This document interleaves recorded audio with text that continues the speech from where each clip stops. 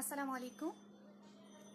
আচ্ছা, অলরেডি কেউ কেউ জয়েন করা শুরু করছেন। আপু, আমাকে একটু কষ্ট করে যেটা জানাবেন সেটা হচ্ছে আমার সাউন্ড ক্লিয়ার কিনা এবং আমাকে স্পষ্ট দেখা যাচ্ছে কিনা, এই দুইটা ইনফরমেশন আমাকে একটু দিবেন। যারা লাইভ জয়েন করছেন, ইভা আপু, আসসালামু আলাইকুম আপু। আপু, যারা লাইভ জয়েন করছেন তারা একটু আমাকে কষ্ট করে জানাবেন যে আমার সাউন্ডটা ক্লিয়ার কিনা এবং আমাকে স্পষ্ট দেখা যাচ্ছে কিনা। যারা আছেন তারা আমাকে একটু কষ্ট করে জানান।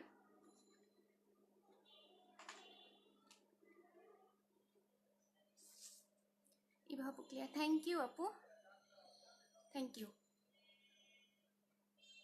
আচ্ছা, আজকে মেইনলি হচ্ছে আমাদের একটা demo class. Lopa clear, limo আপু ক্লিয়ার, থ্যাংক ইউ আপু, থ্যাংক ইউ। আচ্ছা, আমি তাহলে যেহেতু অলরেডি 5 মিনিট হয়ে গেছে, আমি আসলে টাইম কিল করতে চাচ্ছি না, আমি শুরু করে দিতে চাচ্ছি। আজকে আসলে বেসিক্যালি যে জিনিসটা হবে সেটা হচ্ছে একটা ডেমো ক্লাস।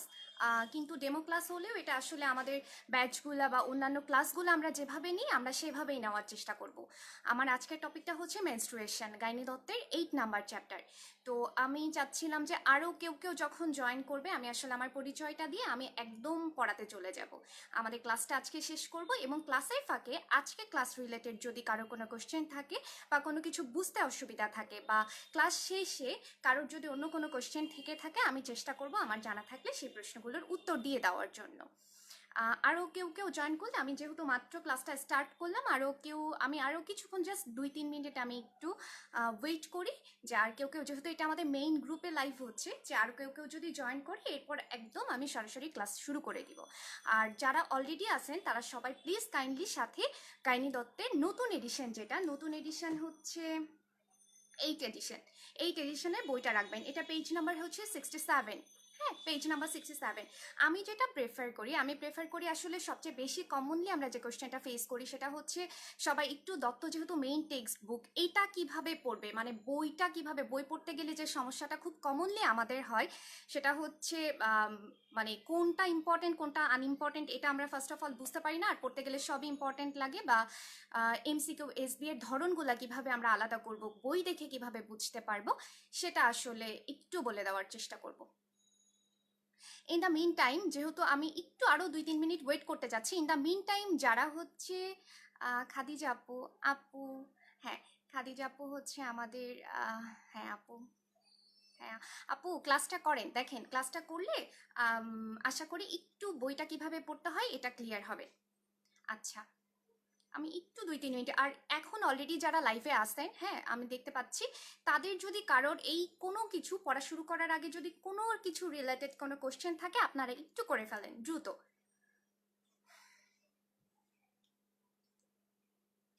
তারপর আমি সরাসরি পড়াতে চলে যাব।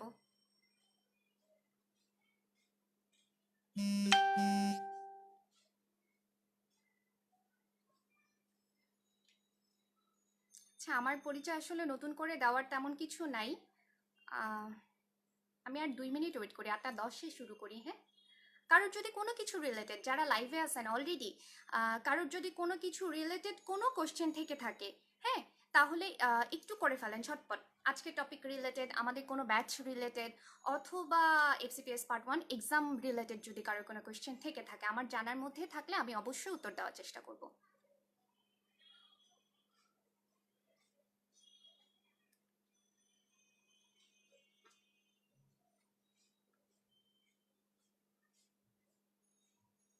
কারোর কোনো প্রশ্ন নাই? আচ্ছা, কারোর যেহেতু কোনো প্রশ্ন নাই, আচ্ছা, হ্যাঁ আমাদের সাথে অনেকে জয়েন করছেন, কারো যেহেতু কোনো কোশ্চেন নাই, যারা লাইভে আছেন তারাই আমাকে বলেন, কারণ আমি আসলে যারা নাই তাদের জন্য ওয়েট করার থেকে যারা আসেন তাদেরকে প্রাধান্য দিতে চাই। সেটা হচ্ছে, আমি কি তাহলে ক্লাসটা স্টার্ট করব? আপনারা একটু যদি বলেন তাহলে আমি ক্লাসটা স্টার্ট করে দিব।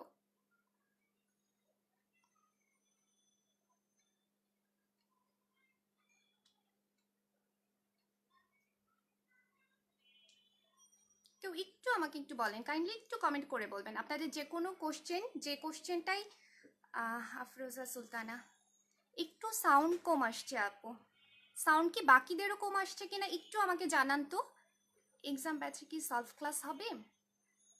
আপু সব ক্লাসের হয়তো সলভ ক্লাস আসলে আপনাদের দরকারও হবে না, যেহেতু কোশ্চেন এক্সাম দেওয়ার আগে আমাদের হচ্ছে একটা সাধারণত দেখা যাচ্ছে যে আমরা একটা শর্ট সাজেশন প্রোভাইড করে থাকি, প্লাস আমাদের যে হোয়াটসঅ্যাপ গ্রুপটা আছে ওখানে কিন্তু কন্টিনিউয়াসলি, সেটা শুধু এক্সাম রিলেটেড না বা ওই টপিক রিলেটেড না, যার যেটা প্রবলেম থাকে সে কিন্তু সাথে সাথে সেটা শেয়ার করে, এবং আমাদের যারা মেন্টর আছে তারা কিন্তু হচ্ছে সেটা সলভ করার ট্রাই করে।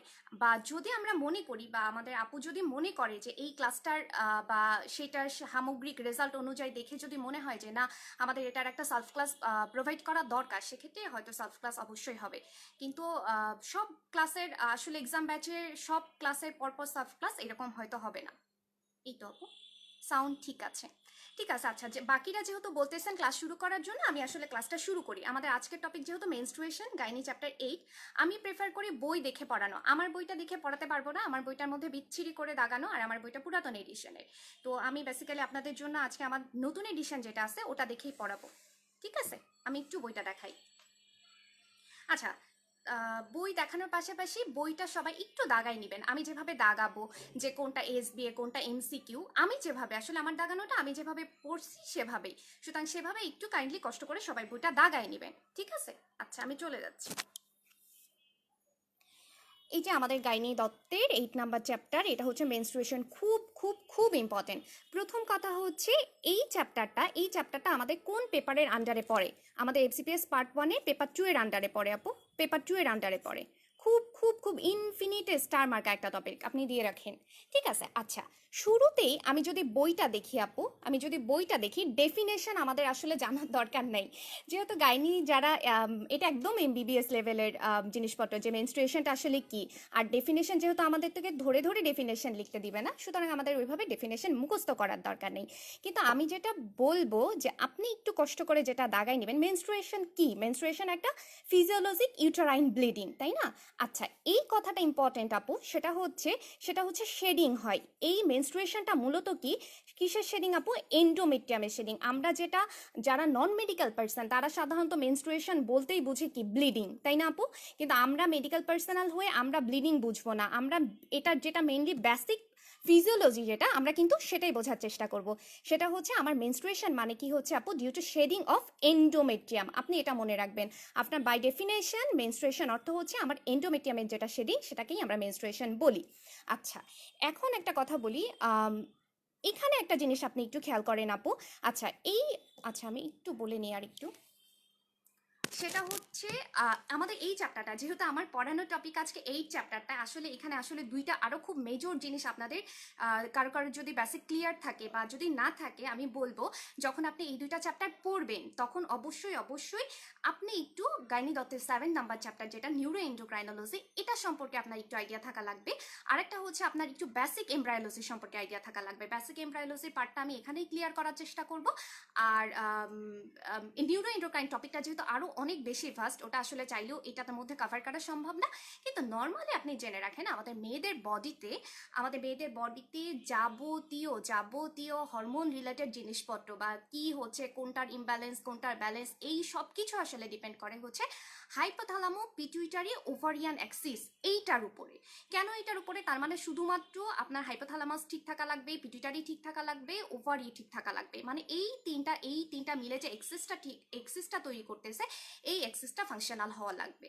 আপনার যে কোনো ধরনের হরমোনাল অ্যাবনর্মালিটি আইদার আপনার ওভারিয়ান কোনো কারণে হচ্ছে, অথবা হাইপোথ্যালামাসের কোনো কারণে হচ্ছে, অথবা আপনার পিটুইটারি কোনো গ্ল্যান্ডের কোনো প্রবলেমের জন্য হচ্ছে, ওভারঅল এই এক্সিসটা মেনটেন হইলেই শুধুমাত্র আমাদের নর্মাল ফিজিওলজিক মেনস্ট্রুয়েশন বা ব্লিডিং যেটা সেটা কিন্তু হয়, বা অন্যান্য যে কোনো ফাংশন, মেয়েদের শরীরে যে কোনো হরমোনাল ফাংশন, সেটা কিন্তু এই এক্সিসটার উপরে ডিপেন্ড করে। হ্যাঁ, ঠিক এটার পরে এটা জাস্ট এখান থেকে বলে নিলাম, কারণ এই হাইপোথ্যালামো পিটুইটারি ওভারিয়ান অ্যাক্সিস এটা এত ভাস্ট একটা টপিক, বা এইটার কনসেপ্ট যদি আপনার ক্লিয়ার থাকে, যে এই ওভারিয়ান অ্যাক্সিসের এই কনসেপ্টটা যদি আপনার ক্লিয়ার থাকে, তাহলে আপনি each and every hormonal related ইমব্যালেন্সকে আপনি এক্সপ্লেইন করতে পারবেন। কিন্তু এইটার প্রপার ক্লিয়ার কনসেপ্ট ছাড়া, হাইপোথ্যালামো পিটুইটারি ওভারিয়ান অ্যাক্সিসের মানে পুরো ইউনিটটার একটা প্রপার ক্লিয়ার কনসেপ্ট ছাড়া আপনি কোনো ধরনের হরমোনাল ইমব্যালেন্স, কোনো ধরনের প্যাথোলজি, ফিজিওলজি, এই ধরনের জিনিসপত্র আপনার বুঝতে অনেক অসুবিধা হবে যদি আপনার ওটা ক্লিয়ার না থাকে।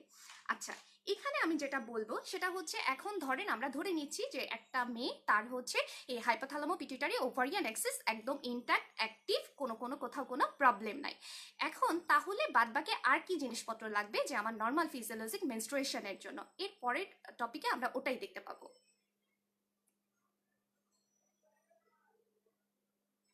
আচ্ছা, অনেকে কমেন্ট করতেছেন। আচ্ছা ঠিক আছে আপু, যদি কারোর আরেকটা কথা বলে নিই, সেটা হচ্ছে যদি কারোর পড়া রিলেটেড সিফাত, ওয়ালাইকুম আসসালাম ভাইয়া, সেটা হচ্ছে যদি কারোর পড়া রিলেটেড, মানে আজকে পড়ার ফাঁকে ফাঁকে আপু ধরেন আপনাদের অন্য কোনো কথা বা অন্য কোনো কোশ্চেন যদি থেকে থাকে, সেটা আমরা ক্লাস শেষে করার ট্রাই করব। আর আমি বই দেখানো প্লাস বই পড়ানোর সময় যদি স্পেসিফিক ওই রিলেটেড ওই জায়গার টপিকটুকু আপনার বুঝতে অসুবিধা হয়, তাহলে কাইন্ডলি তখন আপনি আমাকে কমেন্ট করবেন, না হলে এত কমেন্টের ফাঁকে না আমি একটু ডিস্ট্রাক্টেড হয়ে যাব। ঠিক আছে, আমাদের পড়া তো মাত্র শুরু। আচ্ছা, আমি আবার বই চলে যাই। এখানে দেখেন আপু, আমি এই পর্যন্ত আমি ডেফিনেশনের পরেই চলে গেছিলাম, আমি আপনাদেরকে এক্সিসটার কথা বলতেছিলাম। দেখেন আপু, এখানে লেখা আছে দ্য এক্সিস মাস্ট বি, মানে আমার মেনস্ট্রুয়েশন হওয়ার জন্য the axis must be actively coordinate, আমার এক্সিসটা ফাংশনাল হওয়া লাগবে, ঠিকঠাক থাকা লাগবে।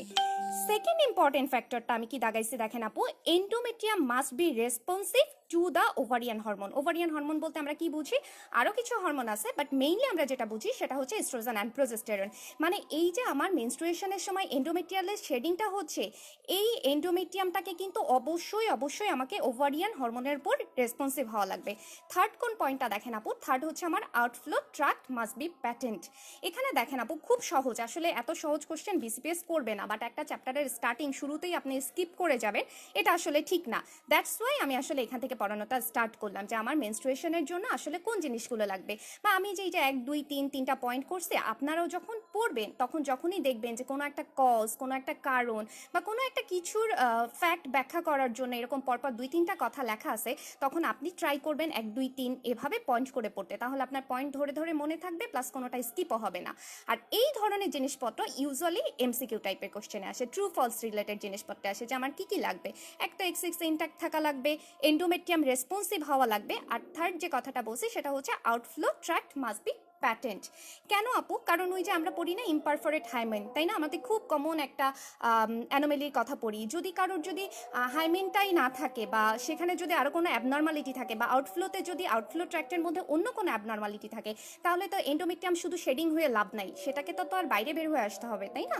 আচ্ছা, এই 3টা জিনিস আপনি 1 2 3 দিয়ে এমসিকিউ লিখে রাখতে পারেন, বাট এগুলো খুব ইজি, এত ইজি কোশ্চেন বিসিপিএস দিবে না। আচ্ছা, শুরুতে একটু আমার এখানে না আজান হচ্ছে, আমি আসলে ভাবছিলাম যে একটু বলেই নিব যে 8টা 10 বা 15 দিকে শুরু করব, যেহেতু আজানটা হয়ে যায়, আমি একটু 1 মিনিট ব্রেক নিচ্ছি, যেহেতু আজান হচ্ছে, আজানটা শেষ হলে আমি আবার পড়ানো শুরু করব। ইন দ্য মিন টাইম কারো কোনো কোশ্চেন থাকলে এখন আপনি লিখতে পারেন। আমি 1 মিনিটের ব্রেক নিচ্ছি, আজানটা শেষ হলে আমি আবার পড়ানো শুরু করব।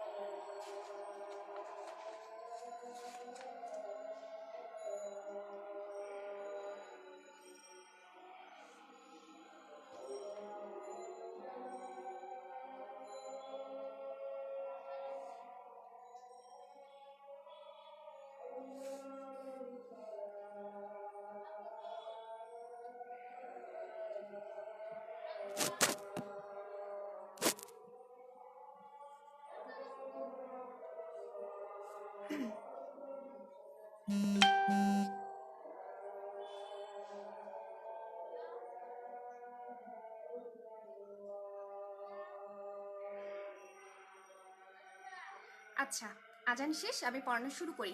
আচ্ছা, কেউ কেউ কমেন্টে 1 2 জন আবার লিখছেন যে সাউন্ডের প্রবলেম হচ্ছে। আপু এক্সামের 3 দিন কিভাবে পড়লে ভালো হবে? আপু এই প্রশ্নগুলোর উত্তর আমি বলছি, এই প্রশ্নগুলোর উত্তর আমি চ্যাপ্টার পড়ানো শেষে দিব। আমাদের ক্লাসটা হয়ে যাক, ক্লাস শেষে দিব, ঠিক আছে? আচ্ছা, আর যাদের কাছে মনে হচ্ছে এখনো পর্যন্ত মনে হচ্ছে যে সাউন্ড শুনতে কোনো অসুবিধা, আমি তাদেরকে একটু সাজেস্ট করব যে আপু আপনি হেডফোন ইউজ করেন।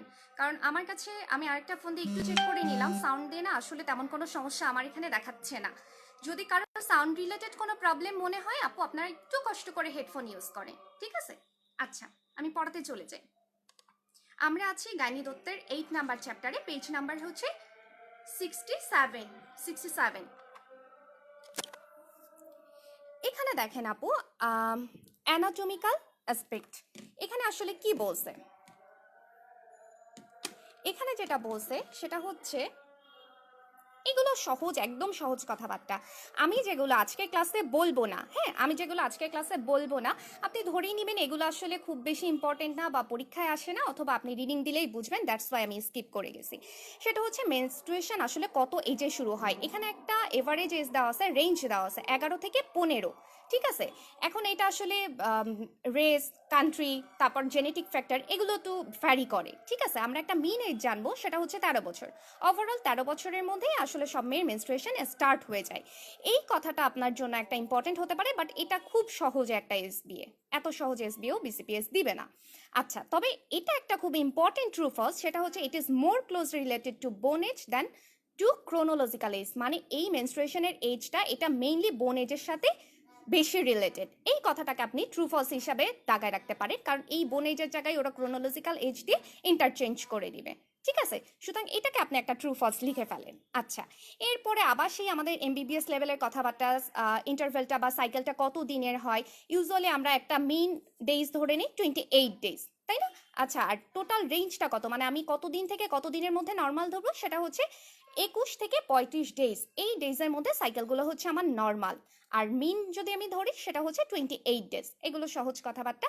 আচ্ছা, এখানে একটা সুন্দর কথা আছে, যদিও আমরা সেটা জানি, তারপর আমি বলতে চাচ্ছি, সেটা হচ্ছে ফিজিওলজিক্যালি এইটা আমার মেনস্ট্রুয়েশনটা কখন আসলে হয় না বা হবে না। ফিজিওলজিক্যালি কথাটা খেয়াল করেন, কিন্তু ফিজিওলজিক্যালি দুই সময় হবে না। একটা হচ্ছে pregnancy, throughout whole pregnancy আপনার কোনো মেনস্ট্রুয়েশন হবে না। তবে ল্যাকটেশনটা আসলে টোটাল ল্যাকটেশন পিরিয়ডটা তো আসলে 2 ইয়ার্স। কিন্তু দেখা যাচ্ছে যে এই ল্যাকটেশনাল অ্যামেনোরিয়া বলে একটা টার্ম আছে, যে ল্যাকটেশনের কারণে আমার হচ্ছে মেনস্ট্রুয়েশনটা উইথহেল্ড হয়ে থাকে। এটাও আসলে পার্সন টু পার্সন বা বিভিন্ন কারণে ভ্যারি করে। আপনি এইখানে শুধুমাত্র এই দুইটা কজ জেনে নেন, সেটা হচ্ছে ফিজিওলজিক্যালি আমার মেনস্ট্রুয়েশন কখন অফ থাকতেছে, একটা হচ্ছে প্রেগনেন্সিতে, একটা হচ্ছে আমার ল্যাকটেশনে। আচ্ছা, এখানে কতগুলো কথা আছে খুব খুব খুব ইম্পর্টেন্ট, এবং ইনফ্যাক্ট এটা হচ্ছে আমাদের এ বছরের একটা এমসিকিউ কোশ্চেন। এটা আমি তার আগে বলে নিই, সেটা হচ্ছে আমার মেনস্ট্রুয়েশনের ডিউরেশনটা কত? ইউজুয়ালি 4 থেকে 5 দিন। আপু বইয়ের মধ্যে নীলকালি বা বোল্ড অক্ষর দিয়ে যেসব কথাবার্তা থাকবে সেগুলোকে কখনোই ইগনোর করবেন না। টিচাররা এগুলো খুব টিচারদের চোখে পড়ে এবং এখান থেকে খুব ফ্রিকোয়েন্টলি কোশ্চেন আসে। এটা একটু দাগায় নেন, সেটা হচ্ছে আমার normal duration 4 to 5 days. Estimated total blood লসটা হয় কতটুকু, এটা রেঞ্জ দেওয়া, সেটা হচ্ছে 20 to 80 ml, এভারেজ 35 ml। এগুলো হচ্ছে আপু একদম ট্রু ফলস টাইপের কোশ্চেন। যদি খুব কোশ্চেন সহজ হয় তাহলে এগুলো আসবে, এগুলো কিন্তু কোনো কঠিন কোশ্চেন না, ঠিক আছে?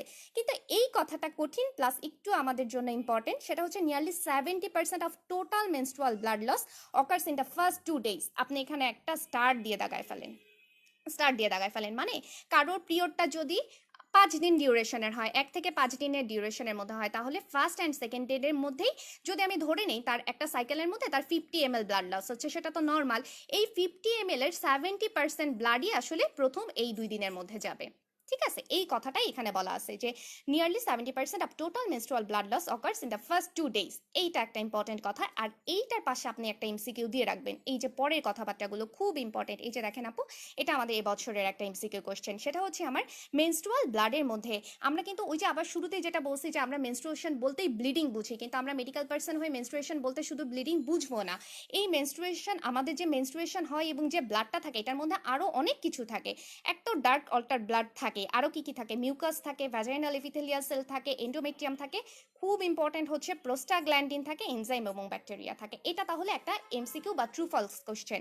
এটা আমাদের এবছরে কিন্তু আসছে, সেটা হচ্ছে মেনস্ট্রুয়াল ব্লাডে আসলে নিচের কোনটা থাকে বা থাকে না, এটা দিয়ে আপনার ট্রু ফলস হবে। সুতরাং আপনি এটার পাশে একটা এমসিকিউ লিখে ফেলেন। ঠিক আছে। আচ্ছা, এর পরের টপিকে আমরা চলে যাব, সেটা হচ্ছে follicular growth and atresia. Follicular growth and atresia এটা পড়ানোর জন্য আমি একটু চলে যাব চ্যাপ্টার 8-এ পড়বো, কিন্তু আমি আপনার বইটাই একটু দেখাতে চাই। আমরা পেজ নাম্বার 10 মানে আমাদের ওভারির অ্যানাটমিটা আমরা একটু দেখে আসবো। একটু কষ্ট করে সবাই পেজ নাম্বার 10-এ চলে আসেন। আমি জাস্ট ছবি বা না গেলেও চলবে আপুরা, না গেলেও চলবে, আমি জাস্ট বইটা ধরে আপনাকে জাস্ট দেখাচ্ছি। এটা একটা ওভারের স্ট্রাকচার, এটা আমরা সবাই জানি তাই না? ওভারের স্ট্রাকচার, বাইরেরটা হচ্ছে কর্টেক্স, ভিতরে হচ্ছে মেডুলা। এই যে দেখেন আপু, এগুলো হচ্ছে আমার প্রিমোডিয়াল ফলিকল, তাই না? এগুলো আমার প্রিমোডিয়াল ফলিকল, এই যে গোল্লা গোল্লা দেখতে পাচ্ছেন কর্টেক্সের মধ্যে, এগুলো আমার প্রিমোডিয়াল ফলিকল। এইটা যখন ম্যাচুরেশন হয়ে যাচ্ছে, এই যে দেখেন ম্যাচুরিং ফলিকল, তাই না? ম্যাচুরিং ফলিকল, এই যে আমার ফলিকলটা ম্যাচুর হয়ে এরকম একটা শেপ নেয়।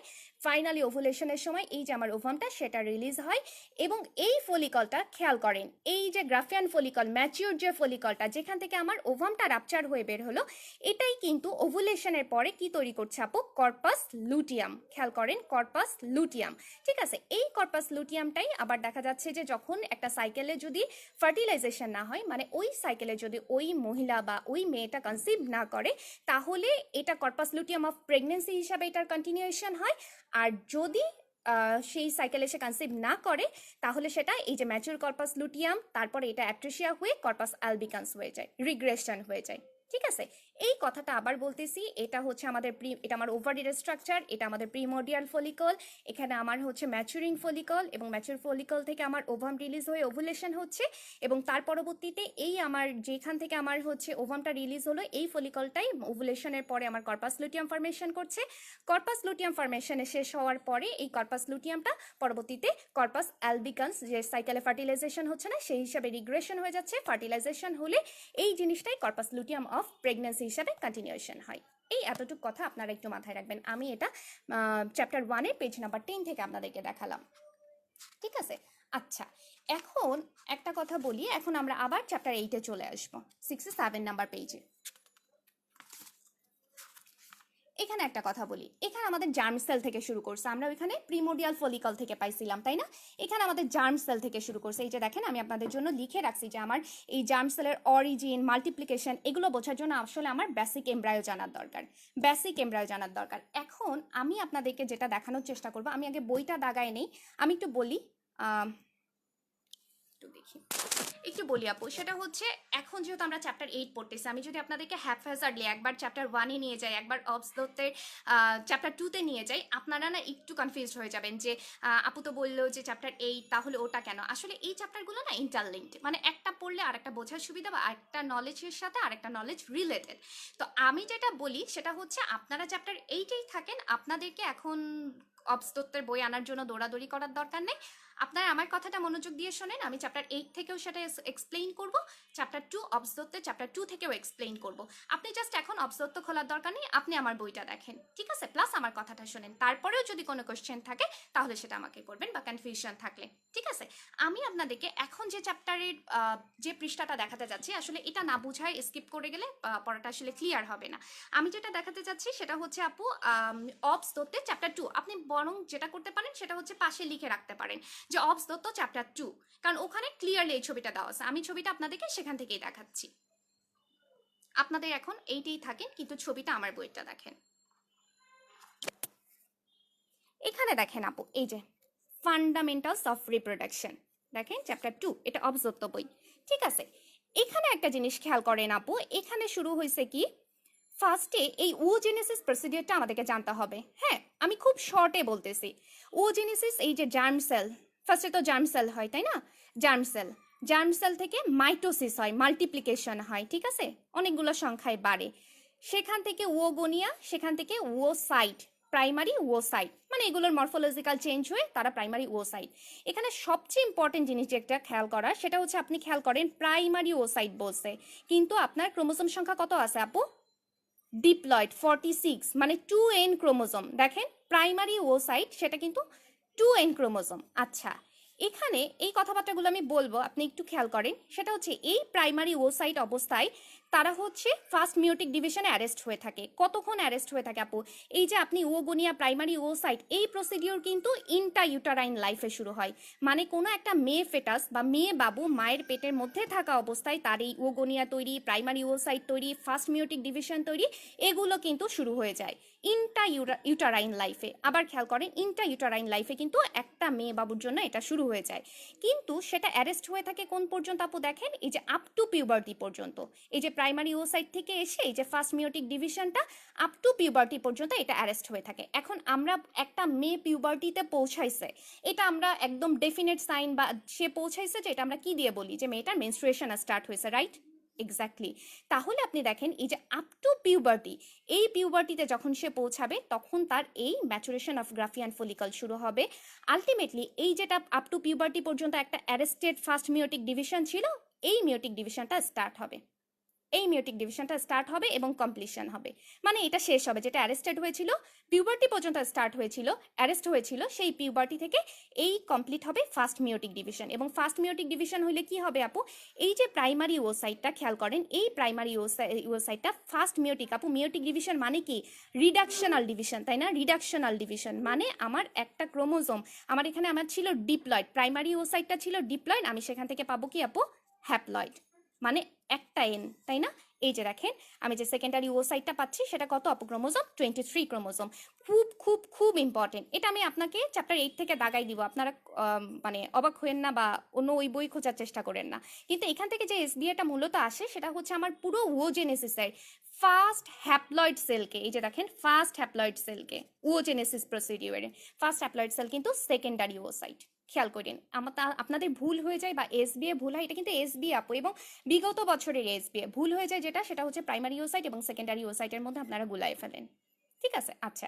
এরপর সেকেন্ডারি ওসাইটটা হওয়ার ঠিক পরপরই ওভুলেশন হয়। ওভুলেশন হয়ে যদি ফার্টিলাইজড হইল, তাহলে তখন কি হয়? সেকেন্ডারি মিওটিক ডিভিশন হয়। খেয়াল করেন আপু, ওভুলেশন হইল, ঠিক আছে, ওভুলেশন হওয়ার পরে যদি মাত্র ফার্টিলাইজেশন হয়, তাহলে শুধুমাত্র আমার সেকেন্ডারি মিওটিক ডিভিশন কমপ্লিট হয়। এখন একটা কোশ্চেন হতে পারে যে এখানে তো তাহলে ফার্স্ট মিওটিক ডিভিশনের কথা বললেন, এই সেকেন্ড মিওটিক ডিভিশনটা আসলে কখন স্টার্ট হইলো আর কখন কমপ্লিট হইলো? এটা কোন স্টেজে গিয়ে এটা অ্যারেস্ট হয়? এই জিনিসপত্রগুলো আমি চ্যাপ্টার 8 থেকে আপনাদেরকে দেখাই দিব। আমি জাস্ট এই ফ্লো চার্টটা একটু কমপ্লিট করে নেই। যদি ফার্টিলাইজেশন হয় তাহলে তো ফিমেল প্রোনিউক্লিয়াস সেকেন্ড পোলার বডি হয়, আর যদি না ফার্টিলাইজেশন না হয় তাহলে এটা এই অবস্থায় ডিজেনারেশন হয়ে যায়। ঠিক আছে, এই চারটা খুব ইম্পর্টেন্ট। হ্যাঁ, আপনারা যখন চ্যাপ্টার 8 পড়বেন তখন আবার বলছি, অবস দত্তের চ্যাপ্টার 2 এর এই চারটা একটু ক্লিয়ার হয়ে নেবেন, না হলে একটু দেখা যায় বুঝতে অসুবিধা হয়। আচ্ছা, একটু আমাকে, আমি যেহেতু চ্যাপ্টার 2টা একটু দেখাইলাম, একটু ক্লিয়ার করেন। আমি যে ওজেনেসিস প্রসিডিওরটা, আমি যদিও খুব খুব খুব সংক্ষেপে বলছি, সেটা হচ্ছে ওজেনেসিস প্রসিডিওরটা বুঝতে কারোর কোনো অসুবিধা আছে কিনা।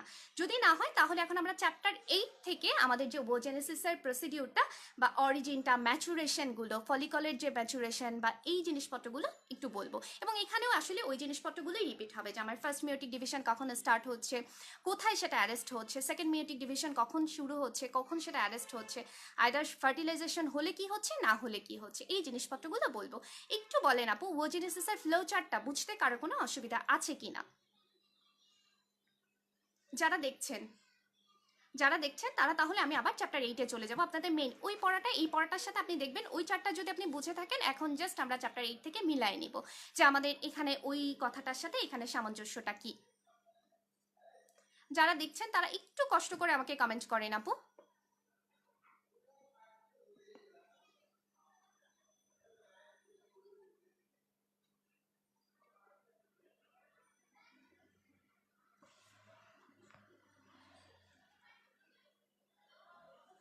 আমি কারো কমেন্ট দেখতে পাচ্ছি না কেন? আচ্ছা, খাদিজা জেনি আপু ক্লিয়ার আপু। আচ্ছা ঠিক আছে আপু, তাহলে আমি এখন চ্যাপ্টার 8-এ আবার চলে যাই। আমাদের যেটা 67 নাম্বার পেজ ছিল সেটাতে চলে যাই। এখন দেখবেন আপনারা শুধু দাগাচ্ছেন। ঠিক আছে, আচ্ছা, ভেরি গুড আপু। আচ্ছা,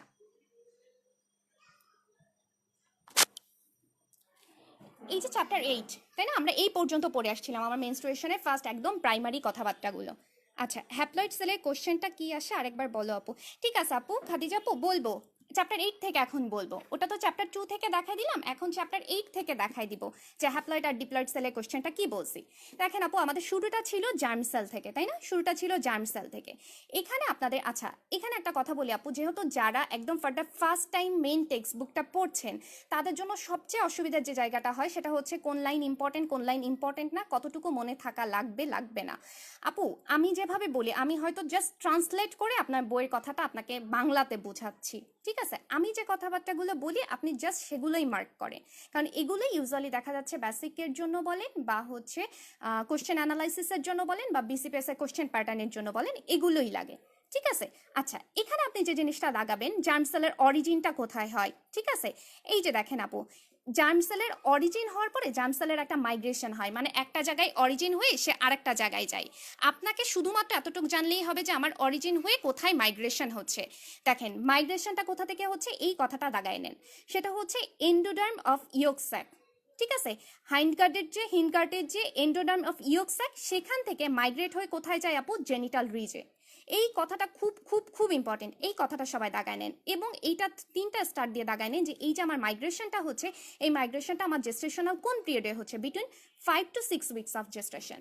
এই টাইমের মধ্যে আমার জার্ম সেলের মাইগ্রেশন হয়। মাইগ্রেশন কোথা থেকে কোথায় হয় আমি আবার বলে দিচ্ছি, সেটা হচ্ছে এন্ডোডার্ম থেকে, এন্ডোডার্ম এই যে ইয়ক স্যাক, তাই না? এখান থেকে এসে আমার কোথায় আসে আপু? জেনিটাল রিজে আসে। এই কথাটাকে আপনি একটা এসবি দিয়ে দাগায় নেন। এই যে মাইগ্রেশনটা হচ্ছে, জার্ম সেলের মাইগ্রেশনটা হচ্ছে, এটা কার প্রভাবে হচ্ছে? একটা পেপটাইড হরমোন, এইটা দেখেন টেলোফেরন, এই টেলোফেরনটা অ্যানাটমিক মাইগ্রেশনের জন্য দায়ী। এটাকে আপনি একটা এসবি দিয়ে দাগায় নেন। বাদ বাকি কথাবার্তা আপনি পারবেন, এটা আপনাকে জানা লাগবে না। এই যে দেখেন মাল্টিপ্লিকেশন, যেটা আমরা ওখানে দেখায় আসলাম। এখানে একটা জিনিস খেয়াল করেন আপু, আমরা বলি না যে মেয়েদের ম্যাচুরিটি বেশি, একটা ছেলের তুলনায়, সেম এজের একটা ছেলের তুলনায় মেয়েদের ম্যাচুরিটি বেশি। আচ্ছা, ছেলে কেউ থাকলে একটু ঝামেলা, যাই হোক, আম, এই কথাটা আমরা সবসময় বলি, তাই না, যে একটা সেম এজের একটা মেয়ের ম্যাচুরিটি বেশি। আচ্ছা, এই কথাটা দিয়ে আপনি মনে রাখতে পারেন যে মেয়েদের, এই যে একটু আগে বললাম যে উওজেনেসিস বা জার্ম সেল ম্যাচুরেশন, এই ধরনের যাবতীয় জিনিসপত্র কোথায় শুরু হয় আমি বলছিলাম আপু, মনে আছে? ইন্টা ইউটারাইন লাইফে, মানে মেয়ে বাবুটা যখন মায়ের পেটের মধ্যে, তখনই তার এইসব জিনিসপত্র শুরু হয়ে গেছে। আচ্ছা, সবচেয়ে বেশি ওগোনিয়া আপনি কখন পাবেন? ওই যে প্রাইমারি ওসাইট ওগোনিয়া আমরা দেখে আসলাম, তাই না? সবচেয়ে বেশি আমরা পাবো আপু 20 উইকসে, মানে মায়ের পেটের মধ্যে থাকা অবস্থায়। বাচ্চাটার বয়স যখন 5 মাস, মানে জেস্টেশনাল এজ যখন 5 মাস, বাইরে না কিন্তু, পেটের ভেতরে জেস্টেশনাল এজ, হ্যাঁ, জেস্টেশনাল এজটা অ্যাকচুয়ালি পেটের ভিতরেই হবে। জেস্টেশনাল এজ যখন 20 উইকস, মানে 5 মান্থস, তখন এই নাম্বারটা হয় ম্যাক্সিমাম। এটা আপনি এসবিএ দিয়ে দাগায় ফেলেন। এই পুরো জায়গাটাতে আমি আবার দেখাচ্ছি, এই মাল্টিপ্লিকেশনের যে জায়গাটাতে যতগুলো কি বলবো, নাম্বার, সংখ্যা টাইপের ইনফরমেশনগুলো দেওয়া আছে, এগুলো কিন্তু বিসিপিএস এর একদম পুরো হট টপিক। এগুলো ওনারা খুব পছন্দ করে যে আমার ওগোনিয়া নাম্বারটা ম্যাক্সিমাম কখন হচ্ছে, 20 উইকসে হচ্ছে। আচ্ছা, একটু আগে আপনাকে দেখাইছিলাম যে আমাদের যে সেকেন্ডারি ওসাইট তৈরি হয়, সেকেন্ডারি ওসাইট তৈরি হওয়ার সময় কি হয় আপু? একটা জায়গায় অ্যারেস্ট হয়ে থাকে, তাই না? এরকম একটা আমরা কথা পড়ছি। আচ্ছা, আমরা পড়ছিলাম যে সেকেন্ডারি ওসাইট তৈরি হয়। এই কথাটা আপনি দেখেন আপু, এই যে এখানে যে আপনি দুইটা জিনিস মনে রাখেন, একটা হচ্ছে মায়োসিস 1, একটা হচ্ছে মিওসিস 1, একটা হচ্ছে মিওসিস 2, দুইটা, ঠিক আছে? দুইটা জিনিস। আমি ওই জায়গার ছবিটা আমি আপনাকে আবার এখানে এঁকে দেখাচ্ছি। ধরেন এটা আমার প্রাইমারি ওসাইট, তাই তো? প্রাইমারি ওসাইট, আর পুরোটা লিখলাম না। প্রাইমারি ওসাইট থেকে আমি কি পাচ্ছি আপু? Secondary oocyte, correct? Secondary oocyte পাচ্ছি, এবং এই জিনিসটাই আমার কি হচ্ছে আপু? এন সংখ্যক ক্রোমোজোম দিয়ে হচ্ছে, তাই না? এইটাকে আমরা বলতেছিলাম প্রাইমারি ওসাইটটা ছিল আমার 2n, দ্যাট মিনস ডিপ্লয়েড। আর এই এন সংখ্যক সেকেন্ডারি ওসাইট যেটা পাচ্ছি সেটা হচ্ছে আমার হ্যাপ্লয়েড, তাই না আপু? আচ্ছা, এখানে দেখেন আপু, এই যে সেকেন্ডারি ওসাইট তৈরি হওয়ার পরে কিন্তু আমার ছিল কি? ওভুলেশন হবে, তাই না? এই যে আমার প্রাইমারি ওসাইট তৈরি হওয়ার পরে আমার জিনিসটা অ্যারেস্ট হয়ে থাকে প্রোফেজ ফেজে। এই যে লাস্ট লাইনটা আপনি দাগায় রাখেন, এই যে দেখেন প্রাইমারি ওসাইট, মানে আমার সেকেন্ডারি ওসাইট কিন্তু তৈরি হয় নাই, ঠিক আছে? আমার যে মায়োসিস হচ্ছে মায়োসিস 1 এবং মায়োসিস 2, এটার মধ্যে কিন্তু আমার সেকেন্ডারি ওসাইট তৈরি হয় নাই। এই যে দেখেন আপু, প্রাইমারি ওসাইট, এই যে প্রাইমারি ওসাইট যেগুলো থাকে, এই প্রাইমারি ওসাইট এই যে প্রোফেজের মানে মায়োটিক ডিভিশনের ফার্স্ট মায়োটিক ডিভিশন, এই যে দেখেন ফার্স্ট মায়োটিক ডিভিশন মায়োসিসের, আবার আমরা যে বেসিক আপনি এমব্রায়োলজি বলেন বা হিস্টোলজির যে সেল সাইকেল বলেন, আপনাদের জন্য পাশে লিখে রাখছি সেল সাইকেল বলেন, ওখানে আমরা প্রোফেজ মেটাফেজ এইগুলোর আবার বিভিন্ন ধাপ পড়ি, আবার প্রোফেজেরও আবার বিভিন্ন ধাপ পড়ি। প্রোফেজের ধাপগুলো দেখেন এখানে লেখা আছে, এই যে লেপ্টোটিন, জাইগোটিন, প্যাকাইটিন, ডিপ্লোটিন, অনেকগুলো ধাপ আছে তাই না। এই প্রোফেজ ডিপ্লোটিন স্টেজে এসে আমার ফার্স্ট মায়োটিক ডিভিশনটা অ্যারেস্ট হয়ে থাকে। দেখেন ওই চ্যাপ্টার 2 এর কথার সাথে মেলান, কোথায় এসে অ্যারেস্ট হচ্ছে, একদম এস দিয়ে দাগায় রাখেন আপু, আমার ফার্স্ট মিওটিক ডিভিশনটা কোথায় এসে অ্যারেস্ট হচ্ছে, diplotene stage of prophase of first meiotic division, গুলাবেন না কিন্তু, ঠিক আছে। এবং কারা অ্যারেস্ট হচ্ছে আপু, প্রাইমারি ওসাইটগুলো। দেখেন এখানে আরেকটা কথা লেখা আছে, আনটিল ওভুলেশন, যতক্ষণ না আমার ওভুলেশন হচ্ছে, তাহলে এটা একটা এস বিএ, এই কথাটাকে এস বিএ হিসেবে মার্ক করে, ঠিক আছে। এই যে আবার ওখানকার কথাগুলো এখানে রিপিট করছে, সেটা হচ্ছে 20 উইকস ইন্টারইউটারাইন লাইফে 6 to 7 বিলিয়ন থাকে, অ্যাট বার্থে কত থাকে, এটা একটা এসবিএ, অ্যাট বার্থে 2 মিলিয়ন থাকে। 2 মিলিয়ন মানে কত জানেন আপু, 20 লাখ, ঠিক আছে। আবার দেখেন অ্যাট বার্থে তো আপনি 20 লাখ, 5 মাসে জেস্টেশনাল 5 মান্থসে ছিল আপনার 60 to 70 লাখ, 2 মিলিয়ন মানে 20 লাখ। আবার যখন পিউবার্টিতে যাচ্ছে এই জিনিসগুলো না ক্রমাগত অ্যাট্রেসিয়া হতে থাকে, ক্রমাগত এই আপনার ওসাইট ওগোনিয়া এগুলো কিন্তু অ্যাট্রেসিয়া হতে থাকে, এবং এই অ্যাট্রেসিয়াটাও স্টার্ট হয় ইন্টারইউটারাইন লাইফে। কেন হয় সেগুলো আমরা বলবো। এই পিউবার্টিতে কতক্ষণ আমরা ওসাইট পাই আপু, 4 লাখ, 4 লাখ, এই সংখ্যাগুলো কিন্তু এসবি এর জন্য খুব ইম্পর্টেন্ট। আপনি পিউবার্টিতে কত পান, ঠিক আছে, 4 লাখ পান। এবং এই যে আপনি পিউবার্টির পরে ধরেন একটা বাচ্চা বা একটা মেয়ের পিউবার্টি স্টার্ট হইলো 13 বা 14 বছর বয়সে, এরপরই তো আসলে তার রিপ্রোডাক্টিভ এজ, তাই না। আমরা রিপ্রোডাক্টিভ এজটা কত বলি আপু, 15 থেকে 45 বছর বয়স বলি। কিন্তু এই 15 থেকে 45 বছরের মধ্যে তার মাত্র কত ওভাম সিক্রেট হয় বলেন তো, 400টা। এটা আরেকটা ইম্পর্টেন্ট কথা, এই যে 4 লাখ থাকে, এই 4 লাখ কিন্তু আসলে দেখা যায় যে থাকে না, নষ্ট হয়ে যায়। মাত্র 400 মানে মাত্র 400টা ওভুলেশন হয়, 400টা ওভুলেশনের মতো থাকে।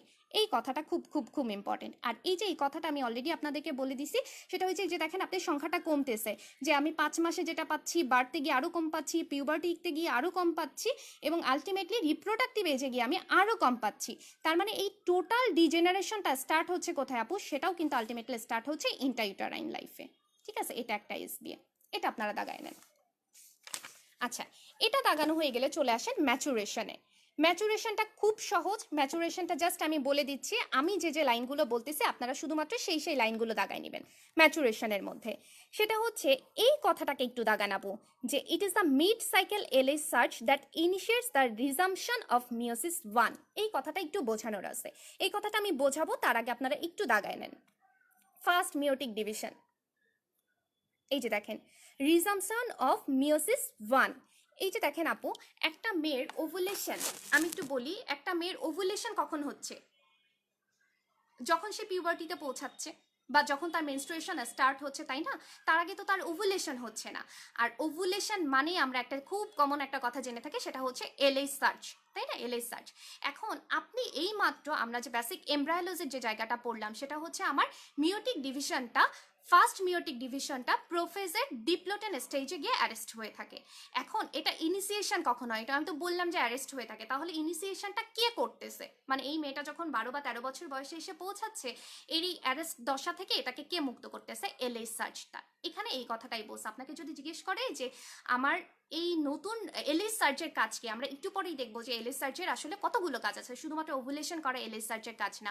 ওভুলেশনের আগে তো আমার যে ওসাইটগুলো ফার্স্ট মিউটিক ডিভিশনে অ্যারেস্ট হয়ে আছে, সেগুলোকে তো আসলে আগে রিজাম্পশন করতে হবে, আমাকে তো আগে ওটা স্টার্ট করতে হবে, তাই না। সুতরাং এলএইচ সার্চ কিন্তু এই কাজটা করে থাকে, এটা এলএইচ সার্চের খুব ইম্পর্টেন্ট একটা কাজ, সে যে অ্যারেস্টেড যে মিওসিস 1 ফেজটা ছিল সেটাকে সে আবার স্টার্ট করে, ঠিক আছে। এই কথাটাই এখানে বলছে।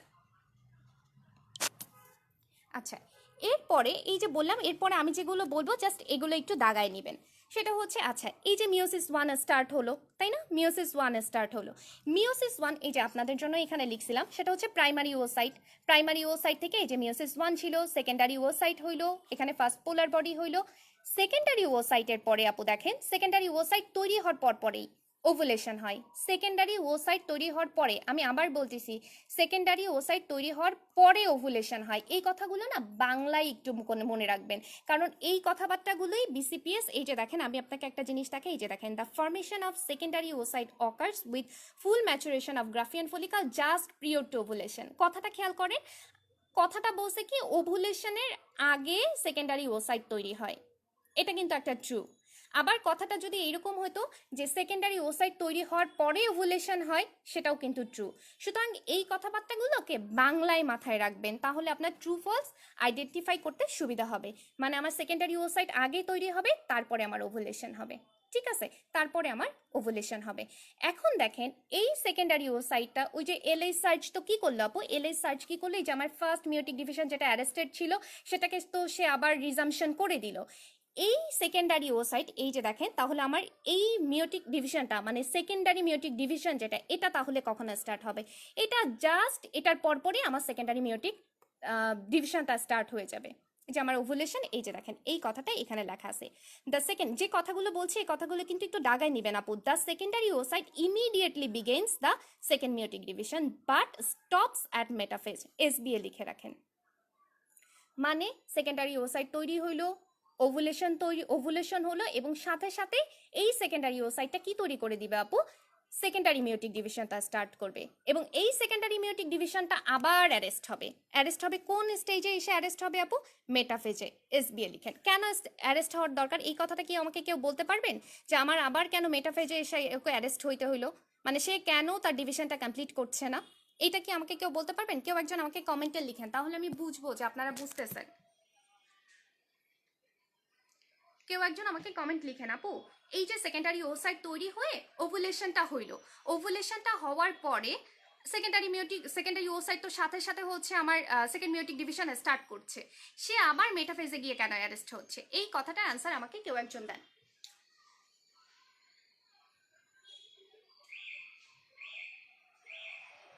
কেউ একজন আমাকে এই কোশ্চেনটার আনসার দেন।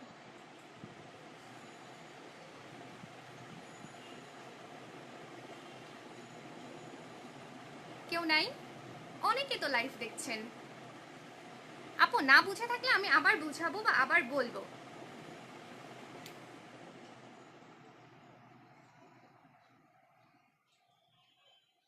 আচ্ছা আমি বলে দিচ্ছি কেন ফার্টিলাইজেশনের জন্য ওয়েট করছে। ভেরি গুড, কে কমেন্টটা করছে? হ্যাঁ সাদিয়া আফরিন আপু, ভেরি গুড আপু। হ্যাঁ এক্স্যাক্টলি তাই। আমি কি বলছিলাম আপনি খেয়াল করেন, উওজেনেসিসের যে চারটা আপনাদেরকে দেখাইছিলাম ওখানে কি দেখা ছিল, দুইটা ভাগে ভাগ করা ছিল। মনীষা দে আপু, ফার্টিলাইজেশন, ভেরি গুড, এক্স্যাক্টলি। কারণ দেখেন সব সাইকেলে তো আর সব মেয়ে কনসিভ করছে না, ইনফ্যাক্ট বেশিরভাগ সাইকেলেই কনসিভ করছে না, বা যে মেয়েটা আনম্যারিড, হ্যাঁ, যে হচ্ছে কোনো যে হচ্ছে সেক্সুয়ালি অ্যাক্টিভ না, সে তো হচ্ছে আপনার তার তো ফার্টিলাইজেশন হচ্ছে না, কিন্তু তার তো মেনস্ট্রুয়েশন হচ্ছে, তার তো ওভুলেশন হচ্ছে। দ্যাটস ওয়াই এই কথাটা ইম্পর্টেন্ট। সেটা হচ্ছে যদি যদি মাত্র, কথাটা আবার বলতেছি, যদি মাত্র আপনি দুইভাবে মনে রাখবেন, একটা হচ্ছে ফার্টিলাইজে হচ্ছে নাকি হচ্ছে না।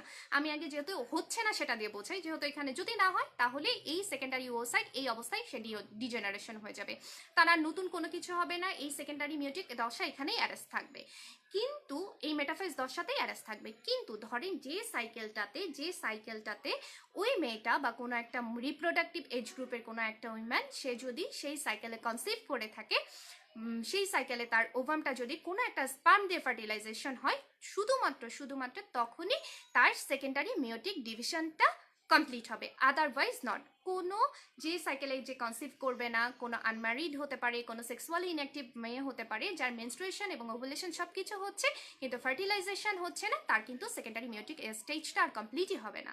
কিন্তু যে সাইকেলে কোনো রিপ্রোডাক্টিভ বা সেক্সুয়ালি অ্যাক্টিভ কোনো একটা ফিমেল সে যদি কনসিভ করে থাকে, তাহলে সেই সাইকেলে তার সেকেন্ডারি মিওটিক ডিভিশনটা কমপ্লিট হবে, এবং কমপ্লিট হয়ে কি তৈরি করবে, ওই যে ওভাম তৈরি করবে এবং সেকেন্ড পোলার বডি তৈরি করবে। কথাটা ক্লিয়ার? আচ্ছা খাদিজাপু একটা কোশ্চেন করছিলেন, সেটা হচ্ছে ফার্স্ট হ্যাপ্লয়েড সেল এবং হচ্ছে সেকেন্ডারি হ্যাপ্লয়েড সেলের কথা, সরি হ্যাপ্লয়েড এবং ডিপ্লয়েড সেলের কথা যেটা বলতেছিলাম।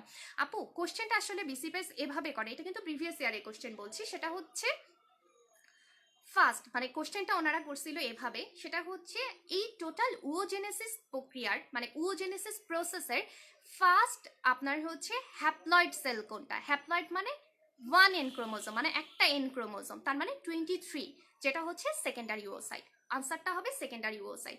অনেকে প্রাইমারি ওসাইট এবং সেকেন্ডারি ওসাইটের মধ্যে কনফিউজড হয়ে যান, কিন্তু আপু দেখেন প্রাইমারি ওসাইটের আপনি যদি ওই চারটা খেয়াল করেন দেখবেন যে প্রাইমারি ওসাইটের সাথে লেখা 2n, দ্যাট মিনস সেটা একটা ডিপ্লয়েড সেল, সেটা কিন্তু হ্যাপ্লয়েড না। সুতরাং বুওজেনেসিস প্রসেসের ফার্স্ট হ্যাপ্লয়েড সেল অবশ্যই অবশ্যই এটা এসবি আনসার আসলে আনসার হবে সেকেন্ডারি ওসাইট। ঠিক আছে আপু, এটা ছিল আনসার। আচ্ছা এখন আবার আমরা বইয়ে ফিরে যাই। আচ্ছা সবাই ফার্টিলাইজেশন এই জিনিসটা যদি বুঝে থাকে তাহলে আমরা বইয়ে চলে যাই।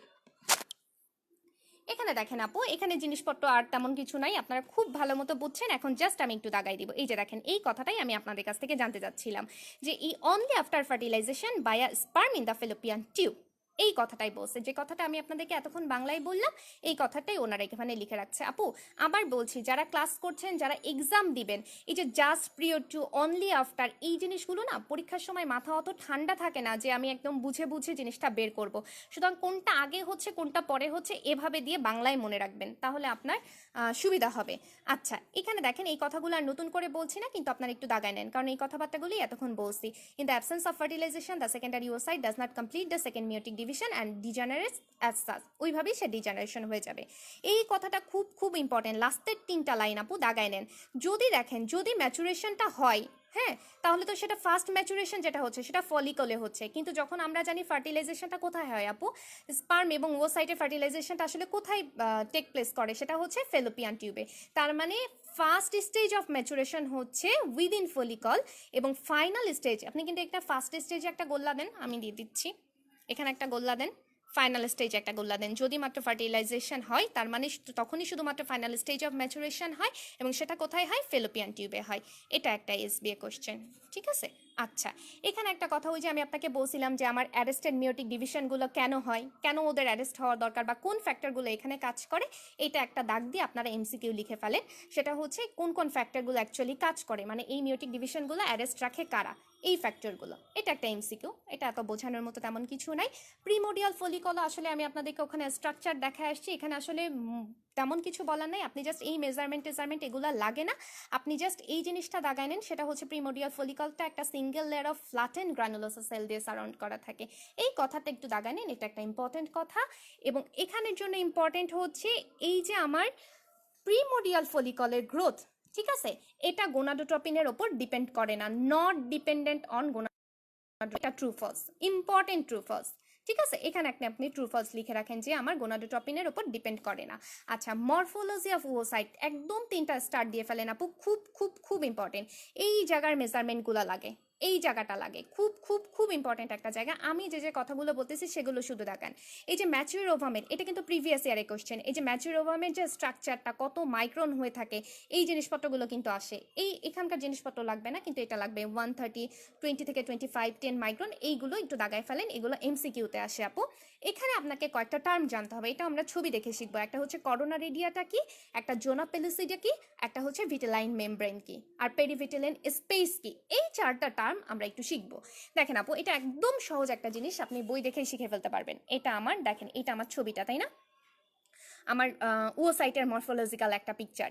এখানে আপনি সবচেয়ে সহজে যেটা মনে রাখবেন আপু, করোনা রেডিয়াটা দিয়ে শুরু করি, ঠিক আছে। এগুলো কিন্তু মূলত গ্রানুলোসা সেল, এই যে গোল্লু গোল্লু সেলগুলো দেখতে পাচ্ছেন এগুলো গ্রানুলোসা সেল। এটার নাম করোনা রেডিয়াটা কেন কি জানেন, এটা একদম এরকম রেডিয়েটিং ভাবে সাজানো থাকে, এই জন্য এটার নাম করোনা রেডিয়াটা। এই গ্রানুলোসা সেলগুলো রেডিকালি সাজানো থাকে, দ্যাটস ওয়াই এটা হচ্ছে করোনা রেডিয়াটা, ঠিক আছে। করোনা রেডিয়াটা এই গ্রানুলোসা সেলগুলো।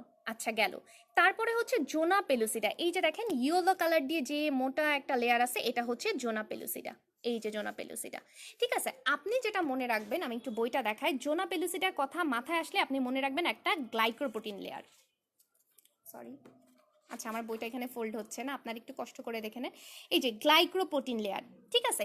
এই টোটাল আপনার জোনা পেলুসিডা মাথায় আসলে আপনি মনে রাখবেন যে একটা এনভেলপ টাইপের স্ট্রাকচার, যেটা মানে যেটা কি দিয়ে তৈরি, গ্লাইকোপ্রোটিন দিয়ে তৈরি। জোনা পেলুসিডা মাথায় আসলে এখন এরপর থেকে আপনি মাথায় রাখবেন গ্লাইকোপ্রোটিন, ঠিক আছে।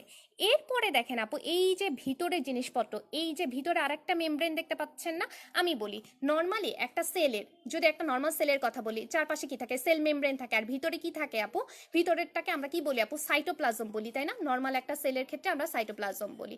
এই সাইটোপ্লাজমটার নামই এখানে কি জানেন, ভিটিলাস, এই ভিটিলাস। সুতরাং ভিটিলাসকে কাভার করে যে মেমব্রেনটা আছে সেটার নামই হচ্ছে ভিটিলিন মেমব্রেন, এই যে কালো রং দিয়ে যে মেমব্রেনটা, এটার নাম ভিটিলিন মেমব্রেন। তাহলে বাকি থাকলো পেরিভিটিলিন স্পেস। পেরিভিটিলিন স্পেস কোনটা আপু? এই যে দেখেন আমার জোনা পেলুসিডা আর এই যে আমার ভিটিলিন মেমব্রেন, এটার মাঝখানে যে স্পেস, এটাই হচ্ছে আমার পেরিভিটিলিন স্পেস। ক্লিয়ার আপু?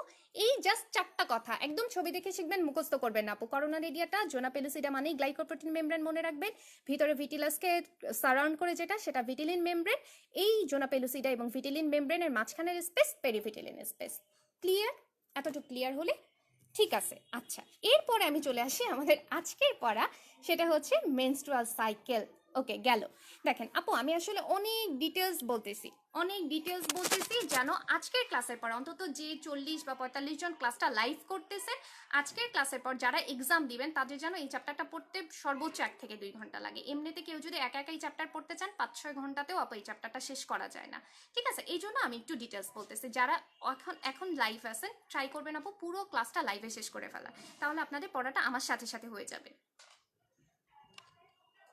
আচ্ছা, এরপরে কোথায় আসি? এরপরে আসি হচ্ছে আমার মেনস্ট্রুয়েশন সাইকেলের যে ওভারিয়ান সাইকেল। আমি ডেফিনেশন এগুলো আর কিছু বলতেছি না, এখানকার যে জিনিসপত্রগুলো আছে, যে আমার রিক্রুটমেন্ট অফ ফলিকল, তারপরে হচ্ছে ডোমিনেন্ট ফলিকলের selection, ovulation, corpus luteum formation, demise of corpus luteum, এগুলো এমসিকিউ। তবে খুব সহজ, যে আমার পুরো ওভারিয়ান সাইকেলের মধ্যে কি হয়, অনেকগুলো ফলিকল সিলেক্ট হয়, তার মধ্যে থেকে একটা ডোমিনেন্ট ফলিকল হয়, সেখান থেকে ওভুলেশন হয়, কর্পাস লুটিয়াম তৈরি হয়, কর্পাস লুটিয়ামের রিগ্রেশন হয়ে যায়। এই কথাটাই বলছে, এখান থেকে আর কিছু বলে নাই। এখানে কথাবার্তাগুলো ঠিক যে যে জায়গাগুলো আমি দাগাই দিব, আপনি শুধুমাত্র সেই সব জিনিসপত্রগুলো পড়বেন। এটা হচ্ছে দেখেন আপু, recruitment of group of follicles. ঠিক আছে, এই পুরো একটা সাইকেলের জন্য যে যে ফলিকলগুলো সিলেক্ট হয়, এই পুরো প্রসিডিউরটা কিন্তু একটা সাইকেল জুড়ে হয় না। এই প্রসিডিউরটা টোটাল আপু 85 ডেজ, মানে অলমোস্ট 3 ওভারিয়ান সাইকেল মিলে হয়। এই কথাটা দাগায় ফেলেন। একটা একটু পরে আপনি দেখবেন, এই যে দেখেন আপু, মানে এই যে আমি একটা ম্যাচিউর গ্রাফিয়ান ফলিকল পাচ্ছি, এর আগে প্রত্যেকটা ওভারি থেকে, মানে আমাদের যে দুই সাইডে দুইটা ওভারি, প্রত্যেকটা ওভারি থেকে 5 to 10 ফলিকল কিন্তু সিলেক্ট হয়ে থাকে। তার মানে দুইটা ওভারি মিলে অলমোস্ট 20টা আমার ফলিকল কিন্তু এখানে সিলেক্ট হয়ে থাকে। এই যে দেখেন, it is preserve that about 20 antral follicles, about 5 to 10 per ovary, proceed to develop in a cycle. তাহলে দেখেন, আমার সেখান থেকে এই যে আমার দুইটা ওভারি মিলে আমার মোটামুটি 20টার মতো আমি অ্যান্ট্রাল ফলিকল পেলাম। সেখান থেকে আমার কি হচ্ছে আপু, সেখান থেকে আমার যে কোনো এর পরবর্তীতে আপনি দেখবেন যে আমার একটা শুধুমাত্র ডোমিনেন্ট ফলিকল সিলেক্ট হচ্ছে, এবং কিসের বেসিসে সিলেক্ট হচ্ছে আমরা সেটাও পড়বো। পাশাপাশি এখানে এই জিনিসপত্রগুলো আপনি একটু পড়ে রাখেন আপু, বা একটু দাগায় রাখেন, সেটা হচ্ছে আমার বাদ বাকি ফলিকলগুলো, যে এতগুলো ফলিকল সিলেক্ট হচ্ছে বা অন্য আশপাশের ফলিকল যেগুলো থাকতেছে, কোনগুলো আমার অ্যাট্রেসিয়া হয়ে যাচ্ছে, আমাদের কোনগুলো অ্যাট্রেসিয়া হয়ে যাচ্ছে, কোথা থেকে আমরা আর ওভাম সিক্রেশন পাচ্ছি না, এই জায়গাটাতে এসে ওই যে ফলিকল স্টিমুলেটিং কাজ করে। যে সব ফলিকল, এই যে দেখেন এখানে লেখা আছে আপু, যে growth and differentiation of primordial follicles আর under the control of FSH. যে সব ফলিকলগুলোর ওপর আমার এফএসএইচ হরমোনটা কাজ করে। এখন যে সব ফলিকলগুলোর মধ্যে এফএসএইচ হরমোনটা কাজ করতে পারে না, ওগুলোই কিন্তু অ্যাট্রেসিয়া হয়ে যায়। এই যে একটু আগে আমরা কোনগুলো আমরা বারবার পড়তেছিলাম না, যে অনেকগুলো সংখ্যা থাকতেছে, কমে কমে এসে অ্যাট্রেসিয়া হয়ে যাচ্ছে। কেন অ্যাট্রেসিয়া হয়ে যাচ্ছে, তার একটা রিজন কিন্তু এটা, যাদের ওপরে এফএসএইচ হরমোনটা কাজ করে না, তারা কিন্তু অ্যাট্রেটিক হয়ে যায় বা অ্যাট্রেসিয়া হয়ে যায়। আচ্ছা, এখানে আলটিমেটলি এই কথাবার্তাগুলো, এখানেও ওই জোনা পেলুসিডার কথাবার্তা, গ্রানুলোসা সেলের কথাবার্তা, এগুলাই লেখা, এগুলো জাস্ট নীলকালিতে লেখাগুলো আপনারা পড়বেন, এখানে নতুন করে আর কিছু নাই। আচ্ছা, এখানে একটা কথা লেখা আছে, এই কথাটাকে আপনাকে দাগাইতে হবে, সেটা হচ্ছে the granulosa cells now acquire FSH receptor. আমরা দেখব, এই যে এখানে আমরা একটু আগে পড়ে আসছি গ্রানুলোসা সেলের কথা, তাই না? একটু পরে আমরা থিকা সেলের কথা বলবো, দুইটা সেলের কথা বলবো, একটা হচ্ছে গ্রানুলোসা সেল, একটা হচ্ছে থিকা সেল। আপনি সহজে এটা একটা এসবিএ কোশ্চেন হিসেবে মনে রাখেন, যে গ্রানুলোসা সেলে কোন রিসেপ্টরটা কাজ করে, এফএসএইচ রিসেপ্টরটা কাজ করে, এভাবে এসবিএটা মনে রাখবেন। ঠিক আছে? আচ্ছা, এরপরে এই যে এতগুলো ফলিকল সিলেক্ট হলো, সেখান থেকে আমার ডোমিনেন্ট ফলিকল কিভাবে সিলেক্ট হবে, ঠিক আছে, ডোমিনেন্ট ফলিকল কিভাবে সিলেক্ট হবে, এই কথাটা লেখা আছে এই যে এই জায়গাটাতে। এইখানে কথাবার্তাগুলো এত ইম্পর্টেন্ট না, আমি পাশে দেখেন রিডিং লিখে রাখছি, আপনি একবার রিডিং পড়বেন, এগুলো এত বেশি ইম্পর্টেন্ট না। এখানকার কথাবার্তাটা খুব ইম্পর্টেন্ট আপু, এই কথাটা দেখেন, আমি ভিতরের কথাটা এখানে এভাবে লিখে রাখছি, যে ফলিকলে হাইয়েস্ট ইস্ট্রোজেন থাকবে এবং লোয়েস্ট অ্যান্ড্রোজেন থাকবে, সেটাই আমার ডোমিনেন্ট ফলিকল হিসাবে সিলেক্ট হবে। আবার বলতেছি, এস্ট্রোজেনটা হাইয়েস্ট থাকবে এবং অ্যান্ড্রোজেনটা লোয়েস্ট থাকবে। দেখেন এই কথাটাই লেখা আছে, যে that the one with highest antral concentration of estrogen and lowest androgen estrogen ratio oestrogenic micro environment তৈরি হয়, মানে আমার ইস্ট্রোজেন বেশি কিন্তু অ্যান্ড্রোজেন কম দিয়ে এই রেশিওটা, ঠিক আছে। এবং আলটিমেটলি একটু আগে বলে আসছি গ্রানুলোসার সেলে কোন রিসেপ্টরটা থাকে আপু, এফএসএইচ রিসেপ্টরটা থাকে, যেখানে ম্যাক্সিমাম এফএসএইচ রিসেপ্টরটা থাকবে বিকামস দ্য ডোমিনেন্ট ফলিকল। তাহলে ডোমিনেন্ট ফলিকল আমি কোন জিনিসগুলোর উপর নির্ভর করতেছে, একটা হচ্ছে আমার ইস্ট্রোজেন এবং অ্যান্ড্রোজেনের রেশিওর উপর ডিপেন্ড করতেছে, আর একটা হচ্ছে আমার ম্যাক্সিমাম এফএসএস রিসেপ্টরের উপর কাজ করতেছে। আর রেস্ট অফ দ্য ফলিকল মানে বাদ বাকি যে ফলিকলগুলো থাকে সেগুলো অ্যাট্রেটিক হয়ে যায় কতদিনের মধ্যে, ডে 8। এই টোটাল জিনিসটা কিন্তু বিভিন্নভাবে এসবিএতে আসতে পারে, বাট আপনি যদি জিনিসটা বুঝে থাকেন আপনি এসবিএর আনসার করতে পারবেন। আচ্ছা, এখানে এখন তারপরে এই জিনিসপত্রগুলো একটু পরে আপনি এই জায়গাটা দাগায় নেন আপু, এই যে at this stage FSH induces LH receptor on the granulosa cell of the dominant follicle. মানে কি হইলো তাহলে, একটু আগে আমি যে পড়লাম যে গ্রানুলোসা সেলের মধ্যে এফএসএইচ রিসেপ্টরটা থাকে, তাহলে এলএস রিসেপ্টরটা কেন হইলো বা কোথা থেকে আসলো আপু? এই এফএসএইচ গ্রানুলোসা সেলের, আমি কি বলছি, গ্রানুলোসা সেল মানেই আপনি মনে রাখবেন এফএসএইচ রিসেপ্টর, ঠিক আছে। আর যদি থিকা সেলের কথা বলি আপনি এলএইচ রিসেপ্টর মনে রাখবেন। গ্রানুলোসা সেলেই এই এফএইচ রিসেপ্টরটাকে একটা পর্যায়ে, এই যে আপনি যদি ভিতরটা পড়েন ডোমিনেন্ট ফলিকল তৈরির একটা পর্যায়ে কিছু পরিমাণে এলএইচ রিসেপ্টর কিন্তু এখানে অ্যাড করে, এই কথাটাই এখানে বলছে। বাট মেইন রিসেপ্টর যদি আপনাকে বলে গ্রানুলোসা সেলের, আপনি অবশ্যই অবশ্যই এফএসএস রিসেপ্টর বলবেন। এই যে দেখেন এই কথাটা বলছে যে FSH receptor induces LH receptor on the granulosa cell of the dominant follicle, ঠিক আছে। এই কথাটা এখানে বলছে, বাদ বাকি কথাবার্তা আপনি রিডিং পড়লেই বুঝবেন। আচ্ছা, এরপরে চলে আসেন আপু এই পেজটাতে, কি হইলো, আমরা তো ডোমিনেন্ট ফলিকল সিলেক্ট হয়ে গেল, তাই না?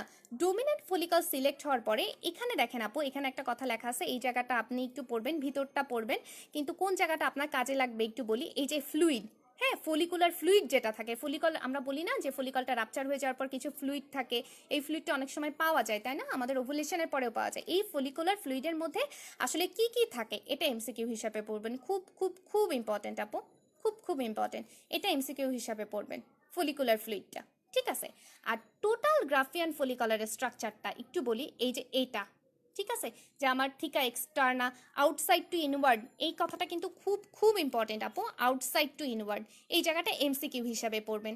যে থিকা এক্সটার্না এটা কিন্তু সিরিয়ালি দিয়ে দিতে পারে, ঠিক আছে, ট্রু ফলস হিসাবে দিয়ে দিতে পারে, বা সিরিয়াল ধরে দিয়ে দিতে পারে, যে থিকা এক্সটার্না থাকে, তারপর থিকা ইন্টারনা থাকে, তারপর মেমব্রেনা গ্রানুলোসা থাকে, গ্রানুলোসা সেল লেয়ার থাকে, তারপরে করোনা রেডিয়াটা থাকে, তারপর অ্যান্ট্রাল ফ্লুইড থাকে, একদম এই জায়গাটা কিন্তু মুখস্থ, ঠিক আছে, এমসিকিউ এর জন্য। আচ্ছা, এখানে আরেকটা কথা একটু বলে নেই আপু, এই জিনিসটা একটা এসবিএ, খুব খুব ইম্পর্টেন্ট একটা এসবিএ, সেটা হচ্ছে এই যে ফুললি গ্রাফিয়ান ম্যাচুর যে ফলিকলটা থাকে, এই ফলিকলের মেজারমেন্ট কত, 20 মিলিমিটার, খুব খুব ইম্পর্টেন্ট, এটাকে আপনি এসবিএ হিসেবে লিখে ফেলেন, ঠিক আছে, এসবিএ হিসাবে লিখে ফেলেন। আচ্ছা, এরপরে আপু দেখেন, তার মানে কি হইলো, আমরা ওভুলেশন পুরো প্রসিডিউরটার মধ্যে আমি আরেকবার আপনাদেরকে রিক্যাপিচুলেট করে দেখাই। একটা হচ্ছে আমার ওভুলেশনের মধ্যে আমার কতগুলো অ্যান্ট্রাল ফলিকল সিলেক্ট হইলো, সেখান থেকে আমার ডোমিনেন্ট ফলিকল সিলেক্ট হইলো, ডোমিনেন্ট ফলিকল কখন ডোমিনেন্ট ফলিকল হবে সেটার আমরা সেটা জানলাম, যে কে কে ডোমিনেন্ট ফলিকল হতে পারবে কোনটা, তারপর আমরা পুরো স্ট্রাকচারটা জানলাম। এরপরে আসলো ফাইনাল আমার ওভুলেশন, আমার সেই ডোমিনেন্ট ফলিকল থেকে আমার ওভামটা রিলিজ হবে, তাই না? এখান থেকে আপু দেখেন আপু, এখানে ওই আলটিমেটলি ওই আগের কথাবার্তাগুলোই লেখা, যে আমার ওভুলেশনটা, যে ফার্স্ট মিওটিক ডিভিশনে কখন আমার ফার্স্ট পোলার বডি তৈরি হয়, এই সব টাইপের কথাবার্তা, এগুলো আমি কেন আপনাদের জন্য দাগাই নেই, কারণ এই কথাবার্তাগুলো ক্লাসের শুরুতে আমি অনেকবার করে বলছি, এই কথাবার্তাগুলো আপনি রিডিং পড়বেন, এখানে নতুন কিছু আপনার জন্য নাই।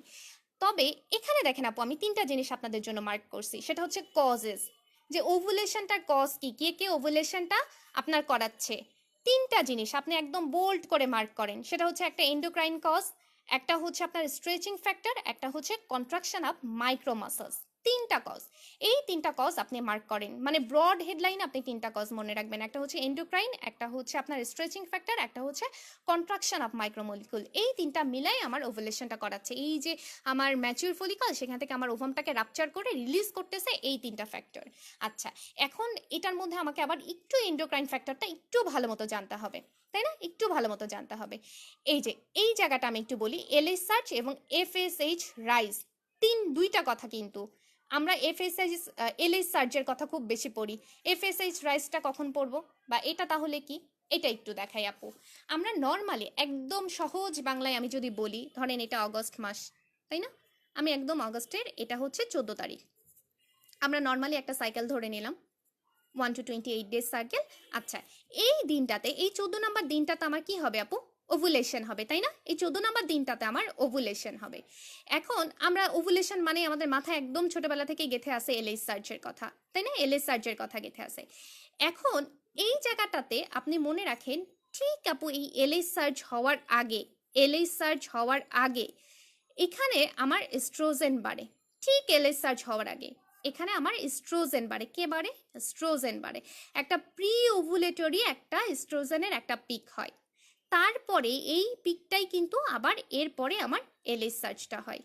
ঠিক আছে, এখানে দেখেন আপু, এখানে এই যে এফএস সার্চ, তাহলে এখানে আমি তো বলতেছিলাম যে এফএসএইচ রাইজের কথা, ইস্ট্রোজেনের কথা কোত্থেকে আসলো? ইস্ট্রোজেনের কথা কোত্থেকে আসলো? কারণ এই ইস্ট্রোজেনটাই আপু আমরা সবাই, আপনারা ওই যে বললাম ক্লাসের শুরুতে বসে আপু যে নিউরো এন্ডোক্রাইন জানাটা ইম্পর্টেন্ট, এইটা না ওই চ্যাপ্টারে অনেক বেশি ডিটেলস আছে, আমি একদম সহজে আপনাদেরকে বোঝানোর জন্য এভাবে পড়াচ্ছি। সেটা হচ্ছে এই যে আবার আবার বলতেছি, এলএইচ সার্চের ঠিক আগে ইস্ট্রোজেনের কিন্তু একটা পিক হয়, আপনি খেয়াল করেন। আচ্ছা, কিন্তু আমরা পড়তেছিলাম এফএসএইচ, তাই না? আমরা পড়তেছিলাম এফএসএইচ রাইজের কথা। আপনি যেটা মনে রাখবেন আপু, এটা হচ্ছে পজিটিভ ফিডব্যাক। পজিটিভ ফিডব্যাক, দুই ধরনের ফিডব্যাক আছে, পজিটিভ ফিডব্যাক আছে, নেগেটিভ ফিডব্যাক আছে। পজিটিভ ফিডব্যাক মানে কি? বা যে একটা বাড়ছে এবং অন্য কেউ বাড়াচ্ছে, আর নেগেটিভ ফিডব্যাক মানে কি? একটা কমে গেলে অন্যটা বাড়ছে। এখানে দেখেন আপু, এই যে স্ট্রোজেন বাড়লো না, স্ট্রোজেন বাড়লো তো, তাই না? প্রি ওভুলেটরি যে স্ট্রোজেনটা বাড়ে এটা পজিটিভ ফিডব্যাক দেয়। কাকে দেয়? এফএসএইচকে। পজিটিভ ফিডব্যাক দিয়ে সে হচ্ছে এই এফএসএইচটাকে বাড়ায় দেয়। ঠিক আছে, এবং এই এফএসএইচটা কাকে বাড়ে? এই এফএসএইচটা রিলিজ করে বাড়ার জন্য যেটা হয় সেটা হচ্ছে প্লাজমিনোজেন অ্যাক্টিভেটেড ফ্যাক্টর। এই যে দেখেন এই কথাটা এখানে লেখা আছে, এই যে পজিটিভ ফিডব্যাক অ্যাকশন, এটা তো এফএসএইচ সার্চকে ইন্ডিউস করলো, এবং এটা হচ্ছে এই যে দেখেন প্লাজমিনোজেন অ্যাক্টিভেটর, এই যে প্লাজমিনোজেন অ্যাক্টিভেটরকে নিয়ে আসে, এবং এখান থেকে কি হয়? প্লাজমিনোজেন পাওয়া যায়। প্লাজমিনোজেন থেকে কি পাওয়া যায়? প্লাজমিন পাওয়া যায়। তাহলে এই যে আমি এত কিছু বলতেছি, প্লাজমিনোজেন অ্যাক্টিভেটর, প্লাজমিনোজেন, প্লাজমিন, এগুলোর কাজ কি? এগুলোর কাজ হচ্ছে এটাই আপু, এই যে আমার একটা ফলিকল পেলাম না, এই ফলিকল আমার ম্যাচিউর ফলিকল, ওভামটা লাইসিস হয়ে বের হওয়া লাগবে না, এই ফলিকলটা রাপচার হয়ে বের হয়ে আসা লাগবে না। এই জিনিসটাই কিন্তু কাজ করে যে এই আমার ম্যাচিউর ফলিকলটাকে লাইসিস করে দিয়ে আমার ওভামটাকে রিলিজ করা। ক্লিয়ার? তার মানে ওভুলেশন হওয়ার জন্য আমার যদি এইটা লাইসিস না হয় আপু, ম্যাচিউর ফলিকলের এই মেমব্রেনটা যদি আমার লাইসিস না হয়, তাহলে কি আমার ওভুলেশনটা মানে ওভামটা বাইরে আসতে পারবে? বাইরে আসতে পারবে না কিন্তু। তার মানে দেখেন আমার দুইটা জিনিসই লাগতেছে, এক আমার এলিস সার্চ তো লাগতেছে ওভুলেশনের জন্য, পাশাপাশি আমার তাহলে আমরা নতুন করে কাকে শিখলাম? এই যে আমার প্রি ওভুলেটরি এস্ট্রোজেনটা রাইজ হয় সেটা পজিটিভ ফিডব্যাক দেয় কাকে আপু? এফএসএইচকে, এবং এফএসএইচ রাইজ হওয়ার পরে আমরা যেটা পাই প্লাজমিনোজেন পাই, সেখান থেকে প্লাজমিন পাই, এবং এই প্লাজমিনটা লাইসিস করে আমার ম্যাচিউর গ্রাফিন ফলিকলকে, এবং তখনই তার মানে আলটিমেটলি ওভুলেশনটা হয়। এই কথাটাকে খুব সুন্দর করে বই লেখা আছে, এই কথাটা একদম ইনফিনিট স্টার দিয়ে দাগায় ফেলেন। সেটা হচ্ছে এই যে দেখেন, দ্য কম্বাইন্ড এলএইচ এবং FSH mid cycle search responsible for the final stage of maturation, rupture of the follicle and expulsion of oocyte. তিনটা কথা কিন্তু, একটা সে ফাইনাল স্টেজ অফ ম্যাচুরেশনকে কমপ্লিট করতেছে, ফলিকলকে রাপচার করতেছে, এবং ওসাইটের এক্সপালশন হচ্ছে কারা করতেছে আপু? কম্বাইন্ড এলএইচ এবং এফএসএইচ সার্চ। ঠিক আছে, স্ট্রেচিং ফ্যাক্টর, কন্ট্রাকশন অফ মাইক্রোমলিকুলস, এগুলো খুব সহজ কথাবার্তা, এগুলো আপনি এমনিই পারবেন। আচ্ছা, এরপরে আপনি চলে আসেন আপু ইফেক্টস অফ ওভুলেশনে। ইফেক্টস অফ ওভুলেশনের মধ্যে একদম সহজ কথাবার্তা, আপনাকে বলার মতো কিচ্ছু নাই। এসবিএ একটা আছে, সেটা হচ্ছে ওভামের লাইফ স্প্যান হচ্ছে 24 আওয়ার্স, আর স্পার্মের জন্য সেটা হচ্ছে 72 আওয়ার্স। এটাকে আপনি হচ্ছে একটা এসবিএ দিয়ে লিখে ফেলেন। ঠিক আছে, এখন চলে আসেন কর্পাস লুটিয়ামে। আমি নতুন করে আর কিছু বলছি না, কারণ ক্লাসের শুরুতেই আমি কর্পাস লুটিয়ামটা দেখাই দিছি, তাই না? একদম যখন আমার রাপচার হইলো, রাপচার হওয়ার পরে আমার সেটাই, সেই ফলিকলটাই আমার কে তৈরি হচ্ছে আপু? কর্পাস লুটিয়াম তৈরি হচ্ছে। এখন কর্পাস লুটিয়ামের আবার পুরো কর্পাস লুটিয়ামের আবার 4টা স্টেজ আছে। কর্পাস লুটিয়াম প্রথমে কি হয়? প্রলিফারেশন হয়, তারপর সেখানে ভাস্কুলারাইজেশন হয়, তারপর সেটা ম্যাচুরেশন হয়, তারপর সেটা রিগ্রেশন হয়। সহজ বা মজার কথা হচ্ছে এখান থেকে খুব বেশি কিছু বা খুব ডিটেলস কিছু আপনাকে জানা লাগবে না, আপনি জাস্ট কর্পাস লুটিয়ামের যে ম্যাচুরেশনের যে 4টা স্টেজ আছে, আপনি এই 4টা স্টেজটা জানবেন, মানে ব্রড হেডলাইনটা জানবেন, আর ভিতর থেকে আমি কিছু কথাবার্তা দাগাই দিচ্ছি আপু। এই কথাবার্তাগুলো স্টেজ অফ প্রলিফারেশন জাস্ট আপনি একবার রিডিং পড়বেন, যে সেলগুলো একটু বড় হচ্ছে, একটু লার্জার, পলিহেড্রাল উইথ পেল ভেসিকুলার নিউক্লিয়াই, সাইটোপ্লাজম থাকছে, এগুলো রিডিং আপু, এগুলো কখনো আসে নাই বা আসতে আমরা দেখি নাই। বা এখানে একটা কালারের কথা দেওয়া আছে যে এই স্টেজে, প্রলিফারেশনের স্টেজে এটা হচ্ছে গ্রেইশ ইয়েলো কালার থাকে। এগুলো জাস্ট আপনি একটা বা দুইটা স্টার দিয়ে পড়বেন। তারপরে দেখেন আপু ভাস্কুলারাইজেশনেরটা কি, ভাস্কুলারাইজেশন উইদিন 24 আওয়ার্স স্টার্ট হয়। এটাও আসলে ভাস্কুলারাইজেশন মানে কি, ওই আমার ফলিকলের মধ্যে আমার স্মল ক্যাপিলারিজ গ্রো করতেছে, এটাই মানে ওই গ্রানুলোসা সেল লেয়ারগুলোর মধ্যে, আর কিছুই না।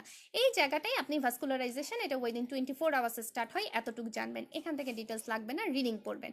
স্টেজ অফ ম্যাচুরেশন দেখেন আপু, এখানে একটা কথা আছে, এখানে একটা না আসলে এখানে বেশ কিছু কথাবার্তা আছে। এখানে আপনি এই বাই 4th ডে মানে ওভুলেশন হওয়ার পরে, কিন্তু আমরা কিন্তু ওভুলেশন শেষ করে ফেলছি তাই না, আমাদের ওভুলেশন শেষ, এখন আমার কর্পাস লুটিয়াম ফর্মেশন হচ্ছে। বাই 4th ডে দেখেন এই যে লুটিয়াল সেলগুলো থাকে এটা হচ্ছে আমার ম্যাক্সিমাম সাইজে পাওয়া যায়, এবং approximately 7 to 8 days ovulation corpus luteum 1 to 2 centimetre হয় এবং এটা সেক্রেটারি পিকে পৌঁছায়। এখন আপনাকে যদি জিজ্ঞেস করি 7 to 8 ডেজ আসলে কোন সাইকেলের কততম দিন, আপু দেখেন আবার বলতেছে এটা কিন্তু ওভুলেশনের পরে, তার মানে আপনি যদি 14 সাথে 7 বা 8 যোগ করেন তাহলে সেই দিনটাতে আপনি এই লুটিয়ালের যে লুটিয়াল কর্পাস লুটিয়ামে সেটা সেকেন্ডারি পিক পাচ্ছেন, তাহলে সেটা সাইকেলের কততম দিন করেসপন্ড করে আপু, 21 বা 22 নাম্বার দিন। এই কথাবার্তাগুলো কিন্তু একটু খেয়াল করে পড়তে হবে যে এখানে 4th ডে মানে আসলে সাইকেলের কততম দিন। এখানে কে সেল পাওয়া যায় আপু, হ্যাঁ থিকা লুটিয়াল সেল, কে সেল বলে, এই আলাদা ধরনের একটা স্ট্রাকচারে পাওয়া যায়, এটা একটু দেখে রাখবেন, এগুলো আসলে এমসিকিউ। ঠিক আছে, এখানে একটা কথা ইম্পর্টেন্ট বা এই কথাটা আসতে পারে, ট্রু ফলসের জন্যই আসবে হয়তো, সেটা হচ্ছে আমরা জানি যে কর্পাস লুটিয়ামের একটা ডিস্টিংটিভ ইয়েলিশ কালার থাকে, এটা আসলে কেন থাকে আপু, লিপিড ইনক্লুশনের জন্য থাকে। ঠিক আছে, লিপিড ইনক্লুশনের জন্য থাকে। এটা কেন হয়, লিপিড ইনক্লুশনের জন্য হয়। পরেও আবার দেখা আছে the colour is due to pigment carotene.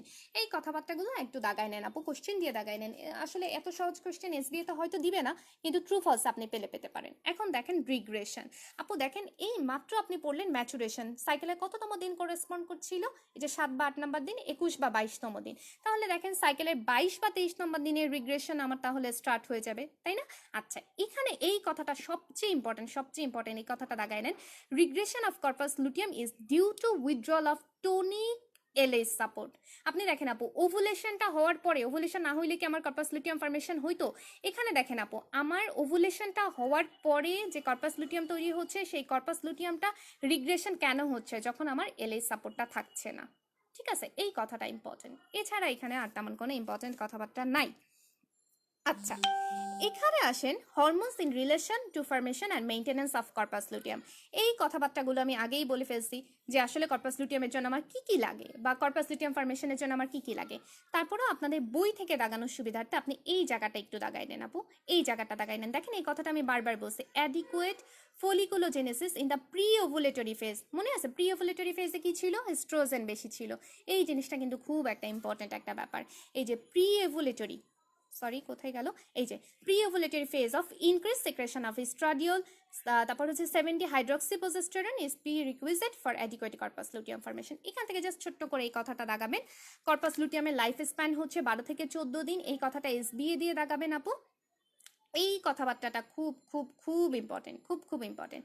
কিন্তু এই কথাটা না একটা হাইপোথিসিস, এটা আসলে একদম প্রুভেন না যে আমার কর্পাস লুটিয়ামটা ইনফার্টাইল সাইকেলে মানে ওটা ডিজেনারেশন হয়ে যাওয়ার কারণ কি, মানে যে সাইকেলটাতে আমার কোনো হচ্ছে আপনার ইনফার্টাইল, সেখানে কোনো ওভুলেশন হচ্ছে না, সেখানেও তো আমার কর্পাস লুটিয়াম ডিজেনারেশন হচ্ছে, কেন হচ্ছে এটা কিন্তু এখানে ইজ নট ক্লিয়ার দিয়ে লেখা আছে, দিয়ে একটা সাজেস্টিভ ফ্যাক্টরের কথা বলা আছে, সেটা হচ্ছে প্রোস্টাগ্ল্যান্ডিন F2A। ঠিক আছে, আর প্রোল্যাক্টিনের রোলও ক্লিয়ার না, এগুলো জাস্ট একটা হাইপোথিসিস বা এগুলো জাস্ট মানে এখনো পর্যন্ত প্রুভেন থিওরি না, এই আর কি। যেহেতু বই আসছে আপনি একটু দাগায় রাখেন। আচ্ছা, কর্পাস লুটিয়াম অফ প্রেগনেন্সি, এই কথাটা একটু ইম্পর্টেন্ট। ঠিক আছে, এখানে আমি একটু একটা কথা বলি, আমাদের যে কর্পাস লুটিয়ামটা ফরমেশন হলো, আবার আমি চ্যাপ্টার এখানে কত নাম্বার, পেজ নাম্বার 10-এ চলে যাচ্ছি। এখানে দেখেন আপু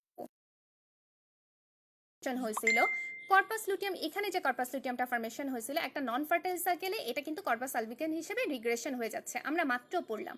কিন্তু যে সাইকেলে একটা কনসিভ হবে এই কর্পাস লুটিয়ামটা কিন্তু কর্পাস লুটিয়াম অফ প্রেগনেন্সি হিসাবে কন্টিনিউশন হবে। কেন কন্টিনিউশন হবে এই কথাটা কেউ আমাকে বলতে পারবেন যে আমার কর্পাস লুটিয়াম অফ প্রেগনেন্সি হিসাবে কেন কন্টিনিউশনের দরকার? কেন আমার কর্পাস লুটিয়াম হচ্ছে প্রেগনেন্সির শুরুতে, মানে কর্পাস লুটিয়াম তো আমার প্রত্যেকটা সাইকেলে, একটা নন ফার্টাইল সাইকেলে অথবা যে সাইকেলে কেউ কনসিভ করছে না সেই সাইকেলে তো আমার কর্পাস লুটিয়ামটা হচ্ছে রিগ্রেশন হয়ে যাচ্ছে। কিন্তু যে সাইকেলে আমার কনসিভ করছে সেখানে আমার কর্পাস লুটিয়াম অফ প্রেগনেন্সি হিসাবে কন্টিনিউশন কেন হচ্ছে? কেউ একজন যারা দেখছেন আমাকে কেউ একজন আনসার করেন, কেন হচ্ছে আপু?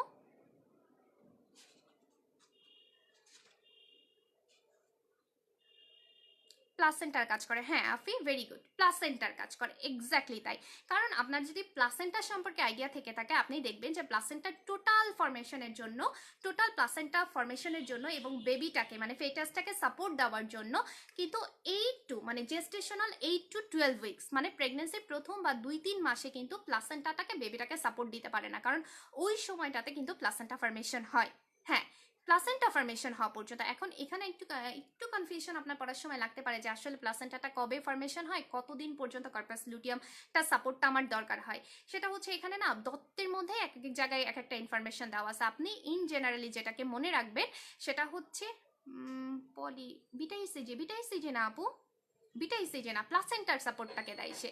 Corpus luteum of pregnancy placenta ফেটাসটাকে যে সাপোর্টটা দেয় সেই সাপোর্টটা দিয়ে রাখে, ঠিক আছে। এবং এটা আলটিমেটলি কোথাও আপনি দেখতে পারেন যে 7 to 10 উইকস, কোথাও আপনি পাবেন 8 to 12 উইকস। আপনি ইন জেনারেলি বা রাফলি মনে রাখতে পারেন 2 থেকে 3 মাস জেস্টেশনাল যে পিরিয়ড সেটা 2 থেকে 3 মাস পর্যন্ত আমার কার্পাস লুটিয়াম অফ প্রেগনেন্সিটা বাচ্চাটাকে সাপোর্ট দেয়, মানে যতক্ষণ না পর্যন্ত আমার প্লাসেন্টা একদম ফুলফিল ভাবে আমার হচ্ছে ফরমেশন হচ্ছে, ঠিক আছে, এই কথাটাই। আচ্ছা, এখানে আরেকটা জিনিস আছে সেটা হচ্ছে আমরা যদি আপনাকে জিজ্ঞেস করি, আরেকটা এসবি আপনাদেরকে কোশ্চেন করি, এটা যদি এই চ্যাপ্টারের কোশ্চেন না তারপরও এসবি প্রিভিয়াস ইয়ারের কোশ্চেন, আপনাকে যদি জিজ্ঞেস করি প্রেগনেন্সি হরমোন কোনটা, আপনি কোনটা বলবেন? এসবি এর কোশ্চেন, প্রেগনেন্সি হরমোন কোনটাকে বলবেন আপু? এটাও কিন্তু হচ্ছে দত্ত বইয়েরই কোশ্চেন, যদিও এই চ্যাপ্টারের না, কিন্তু এই চ্যাপ্টার রিলেটেড, কারণ একটু পরে এই চ্যাপ্টার রিলেটেড কোশ্চেন করবো। কেউ একজন আমাকে আনসার দেন তো আপু, সেটা হচ্ছে প্রেগনেন্সি হরমোন কোনটা?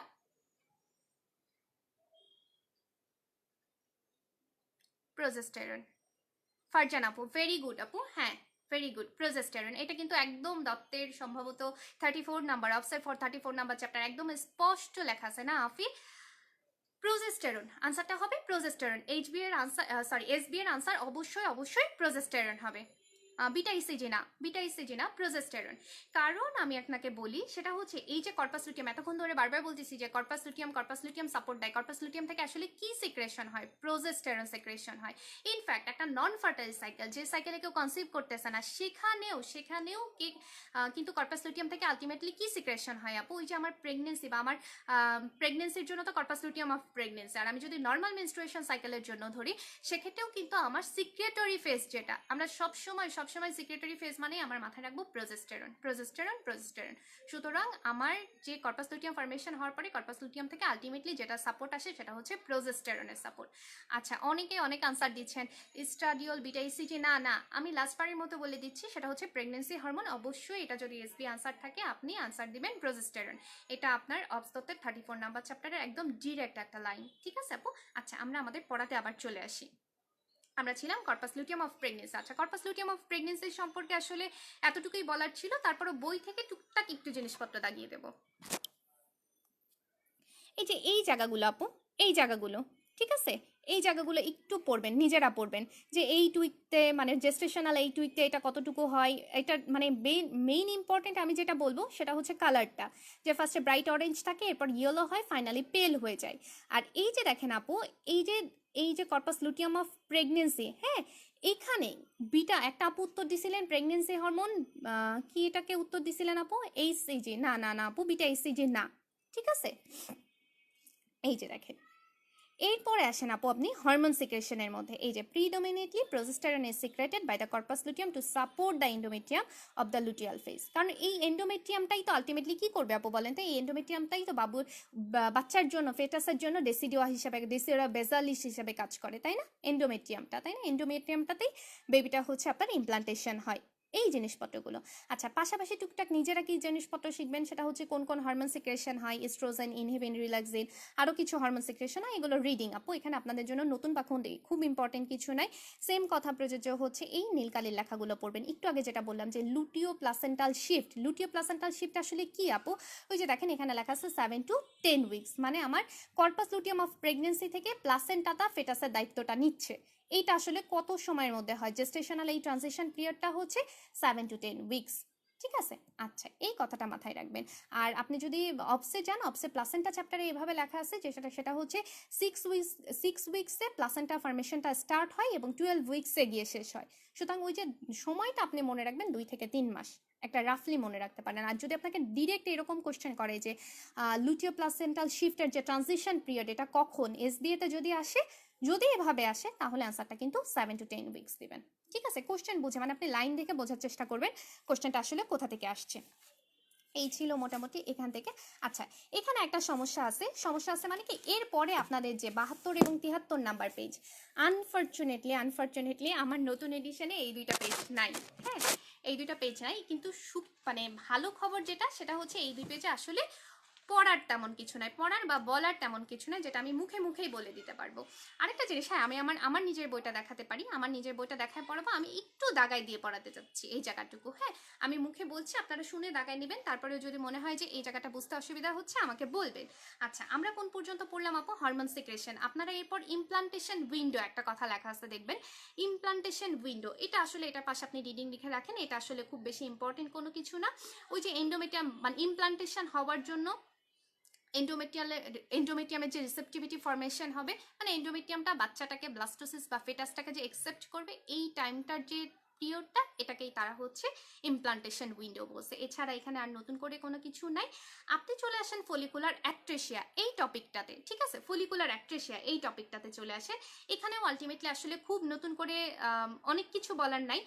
এখানে আপনি যে লাইনটা অবসে 6 to 8 উইকসই দেওয়া আছে। হ্যাঁ আপু, ওইটাই বললাম যে হচ্ছে এক এক জায়গায় না মানে একটা রাফলি একটা টাইম আপনি মনে রাখেন, যে সেটা হচ্ছে 2 থেকে 3 মাস। আর কিন্তু যখন আপনাকে ধরে একদম স্পেসিফিক আপনাকে যদি বলে লুটিয়াল প্লাসেন্টাল শিফট, এই কথাটা কিন্তু আবার অবসে দেওয়া নাই। সুতরাং আপনি তখন নিজেই বুঝবেন যে এটা আসলে কোশ্চেন হয়েছে মেনস্ট্রুয়েশন চ্যাপ্টার থেকে, এবং এখানে একদম স্পষ্ট লিখে দেওয়া আছে 7 to 10 উইকস। সুতরাং আনসারটা তখন ওভাবেই করবেন। ঠিক আছে, আচ্ছা যেখানে ছিলাম ফলিকুলার অ্যাট্রেসিয়া। আচ্ছা, আমি যেহেতু বই দেখাচ্ছি না, কারোর যদি বুঝতে অসুবিধা হয় কাইন্ডলি কিন্তু আমাকে জিজ্ঞেস করবেন বা কমেন্ট করবেন যে কোনটা বুঝতে অসুবিধা হচ্ছে।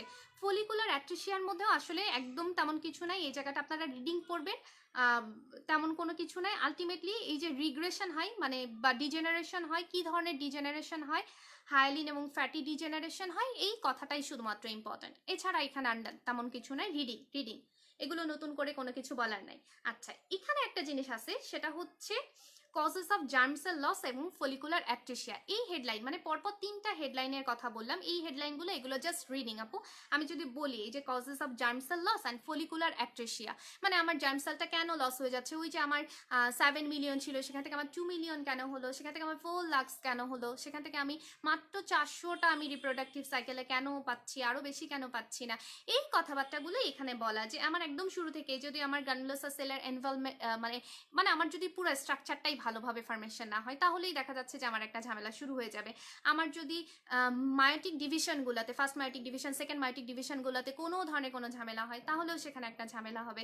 তারপর যদি আমার এফএসএইচ আমরা দেখলাম তাই না, ওভুলেশনের শুরুতে আমার ওভুলেশনে একদম এলএইচ সার্চ হওয়ার দরকার, তারপরে হচ্ছে আমার গ্রানুলোসা সেলগুলোতে এফএসএইচ রিসেপ্টর থাকা দরকার, নাহলে তো সেখান থেকে ডোমিনেন্ট ফলিকল আমি পাবো না। এই প্রত্যেকটা জিনিস মানে আমার ডোমিনেন্ট ফলিকল তৈরি হওয়ার পিছনে, আমার ওভুলেশনের পিছনে, সেই সব পুরো প্রসিডিওরটার পিছনে যে সব কজগুলো ছিল, সেগুলো কোনো একটাতে হ্যাম্পার হলেই আলটিমেটলি আমার এই জার্ম সেলগুলো লস হয় এবং আলটিমেটলি ফলিকুলার অ্যাট্রেসিয়া হয়ে যায়। সেগুলো এই কথাবার্তাগুলো বলছে। এখানে আসলে নতুন করে মানে খুব বেশি কিছু বলার নেই, একবার রিডিং পড়বেন। একটা যদি আমি জিজ্ঞেস করি এক্সাম্পল দিতে চাই যে আসলে আপু এরকম কোনটাতে হতে পারে, ধরেন একটা জেনেটিক কজ বলেন তো, যেখানে হচ্ছে আমার এই ধরনের জিনিসপত্র হতে পারে, যে আমার ফলিকুলার অ্যাট্রেসিয়া হয়ে যেতে পারে বা আমার জার্ম সেল লস হতে পারে। একটা হচ্ছে টার্নার সিনড্রোম, তাই না, আমরা পড়ে আসছি টার্নার সিনড্রোমের মধ্যে, টার্নার সিনড্রোমে স্ট্রিক গোনাড থাকে। আচ্ছা, ওই যে 45x0 এভাবে লিখি, তাই না, এখানেই দেখবেন, ওগুলো রিডিং পড়তে গেলে আপনি দেখবেন এখানে আসলে নতুন করে কিছু বলার নাই। আপনি চলে আসেন, আপনার জন্য খুব খুব ইম্পর্টেন্ট হচ্ছে আপু এন্ডোমেট্রিয়াল সাইকেল। এন্ডোমেট্রিয়াল সাইকেল এই জায়গাটাতে আসেন, এন্ডোমেট্রিয়াল সাইকেল। আচ্ছা, এন্ডোমেট্রিয়াল সাইকেলের মধ্যে আপনি দেখেন আপু বেজাল জোন এবং ফাংশনাল জোন এইভাবে ভাগ করা আছে। একদম যেখানে জিনিসটা শুরু হয়েছে বেজাল জোন, এখানেও আলটিমেটলি একটা কথা বলে রাখি, সেটা হচ্ছে দুই ভাগে যদি আমি ভাগ করি, সেটা হচ্ছে একটা হচ্ছে বেজাল জোন, একটা হচ্ছে আপনার ফাংশনাল জোন। আমি যদি একটু বইটা দেখাই, আমার বইটাই দেখাই, হ্যাঁ আমার বইটাই দেখাই। এখানে দেখেন আপু, এটা হচ্ছে আমার বই, হ্যাঁ আমার বই খুব বিচ্ছিরি করে লাগানো।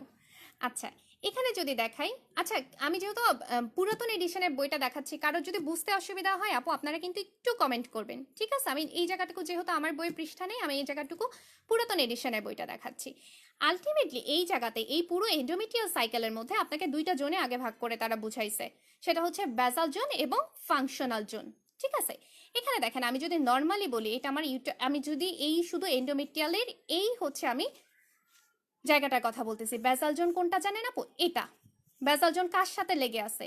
এন্ডোমেট্রিয়ামের সাথে। এন্ডোমেট্রিয়ামের পরে মায়োমেট্রিয়াম, খেয়াল করেন। আর এই সুপারফিশিয়াল লেয়ারটা উপরে, আমরা সুপারফিশিয়াল মানেই বুঝি কি? এখানে দেখেন আপু আমার নিজের একটা কোশ্চেন ছিল, খুব বোকা টাইপের একটা কোশ্চেন, সেটা হচ্ছে ফাংশনাল জোন কোনটা? সুপারফিশিয়াল লেয়ারটাই কিন্তু ফাংশনাল জোন। উপরের লেয়ারটাকে আমরা সুপারফিশিয়াল বলি না, উপরের লেয়ারটাকে কিন্তু আমরা সুপারফিশিয়াল বলি। এই বেসাল জোনের মধ্যে এমন ইম্পর্টেন্ট কোনো কথাবার্তা নেই, কিন্তু সবচেয়ে ইম্পর্টেন্ট কথাবার্তা আমি একটু মুখে বলে দিই। সবচেয়ে ইম্পর্টেন্ট কথা হচ্ছে বেসাল জোনের জন্য, সেটা হচ্ছে দুইটা কথা, আপনি নিজে বই থেকে দাগা নিতে পারেন বা আমার সাথে মুখে মুখে একটু শুনে নিতে পারেন।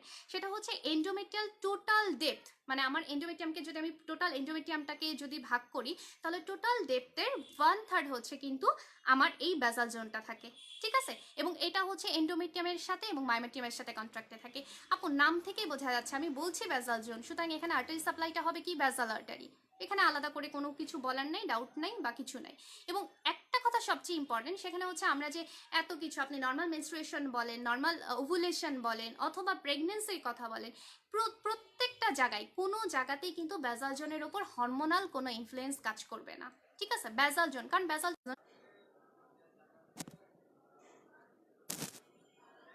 আচ্ছা, হরমোনাল ইনফ্লুয়েন্স কিন্তু আমার বেসাল জোনে কাজ করে না। এরপর যদি আমি চলে আসি আমার ফাংশনাল জোন বা সুপারফিশিয়াল জোন, এখানে দেখেন আপু 4টা ফেজ দেওয়া আছে। এটাই হচ্ছে আমাদের আজকের টপিক, আমি অনেকক্ষণ ধরে বলতেছি। আমাদের আজকের যে টপিক, যে মেনস্ট্রুয়েশনের মেইন যে জিনিসপত্র, সেটা হচ্ছে regenerative phase, proliferative phase, secretary phase এবং মেনস্ট্রুয়েশন। এই 4টা ফেজ আপনাকে এখান থেকে পড়তে হবে। এবং সবচেয়ে বড় কথা হচ্ছে এই জায়গাটা আমি নিজে যখন পড়ছিলাম আমার নিজের কাছে এত ঘিঞ্জি লাগছিল, মানে আমি বারবার করে পড়তাম, ভুলে যেতাম আসলে। বারবার করে যখন আমরা একটা জিনিস পড়ি, সেখানে যে জিনিসটা হয়, আমাদের একটা জিনিস বারবার কেন পড়তে হয় আমরা বুঝতে পারি না, যে আমাদের কোন জায়গাটুকু পড়তে হবে, কতটুকু পড়তে হবে না। ফাইনাল আমি রিয়েলাইজ করলাম এখান থেকে আসলে খুব বেশি ইনফরমেশন দেওয়া নাই আপনার বইয়ে। এই যে regenerative phase, proliferative phase, secretary phase, যে ইনফরমেশনগুলো এখানে আছে, ঠিক এই ইনফরমেশনগুলো এই চ্যাপ্টার শেষে একটা বক্সের মধ্যে এত সুন্দর এবং এত ক্লিয়ার করে দেওয়া আছে যে এখান থেকে পড়ার তেমন কোনো দরকারই হয় না। এখান থেকে পড়া মানে সময় নষ্ট, এখান থেকে পড়া মানে সময় নষ্ট এবং নিজের কষ্ট, এবং আলটিমেটলি সেখান থেকে আউটকামটা বের করে নিয়ে আসে না। আফরিন খন্দকার আপু, আসসালামু আলাইকুম। থ্যাংক ইউ আপু। আফরিন আপু হচ্ছে আমারও টিচার, হ্যাঁ। আচ্ছা ঠিক আছে আপু। আচ্ছা আমি কন্টিনিউ করি, সেটা হচ্ছে রিজেনারেশন। আচ্ছা, ফাংশনাল জোনের মধ্যে আপনাদের বই থেকে যেখানে ফেজ অফ রিজেনারেশন আছে, এখান থেকে শুধুমাত্র আপনি পুরো জায়গাটা রিডিং পড়বেন, ঠিক আছে?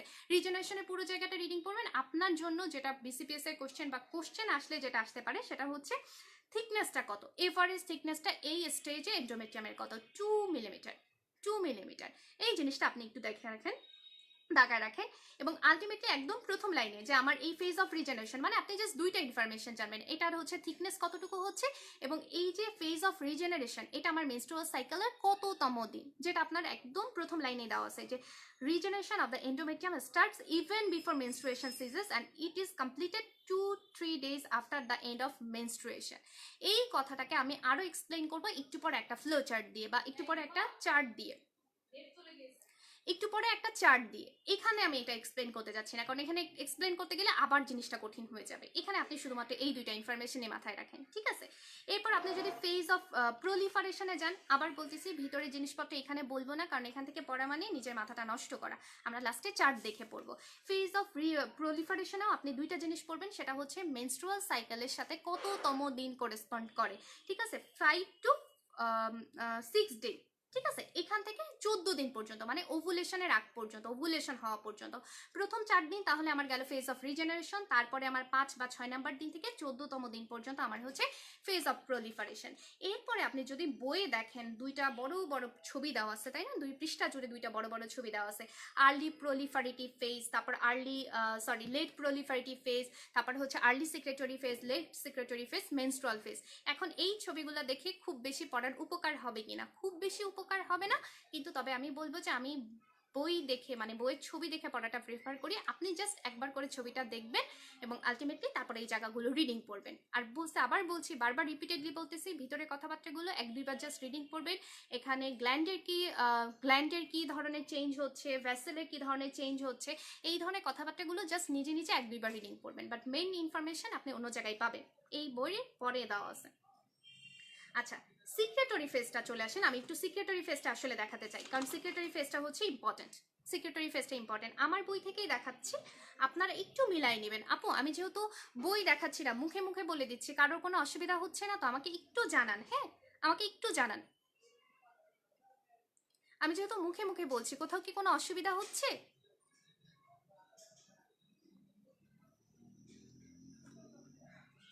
একটা কোশ্চেন বলি, সেটা হচ্ছে ফেজ অফ প্রলিফারেশনের থিকনেস কতটুকু থাকে, 10 to 12 মিলিমিটার। এই কথাবার্তাগুলো কিন্তু ইম্পর্টেন্ট। নেট প্রবলেম হচ্ছে, বাকিদেরও কি তাই আপু?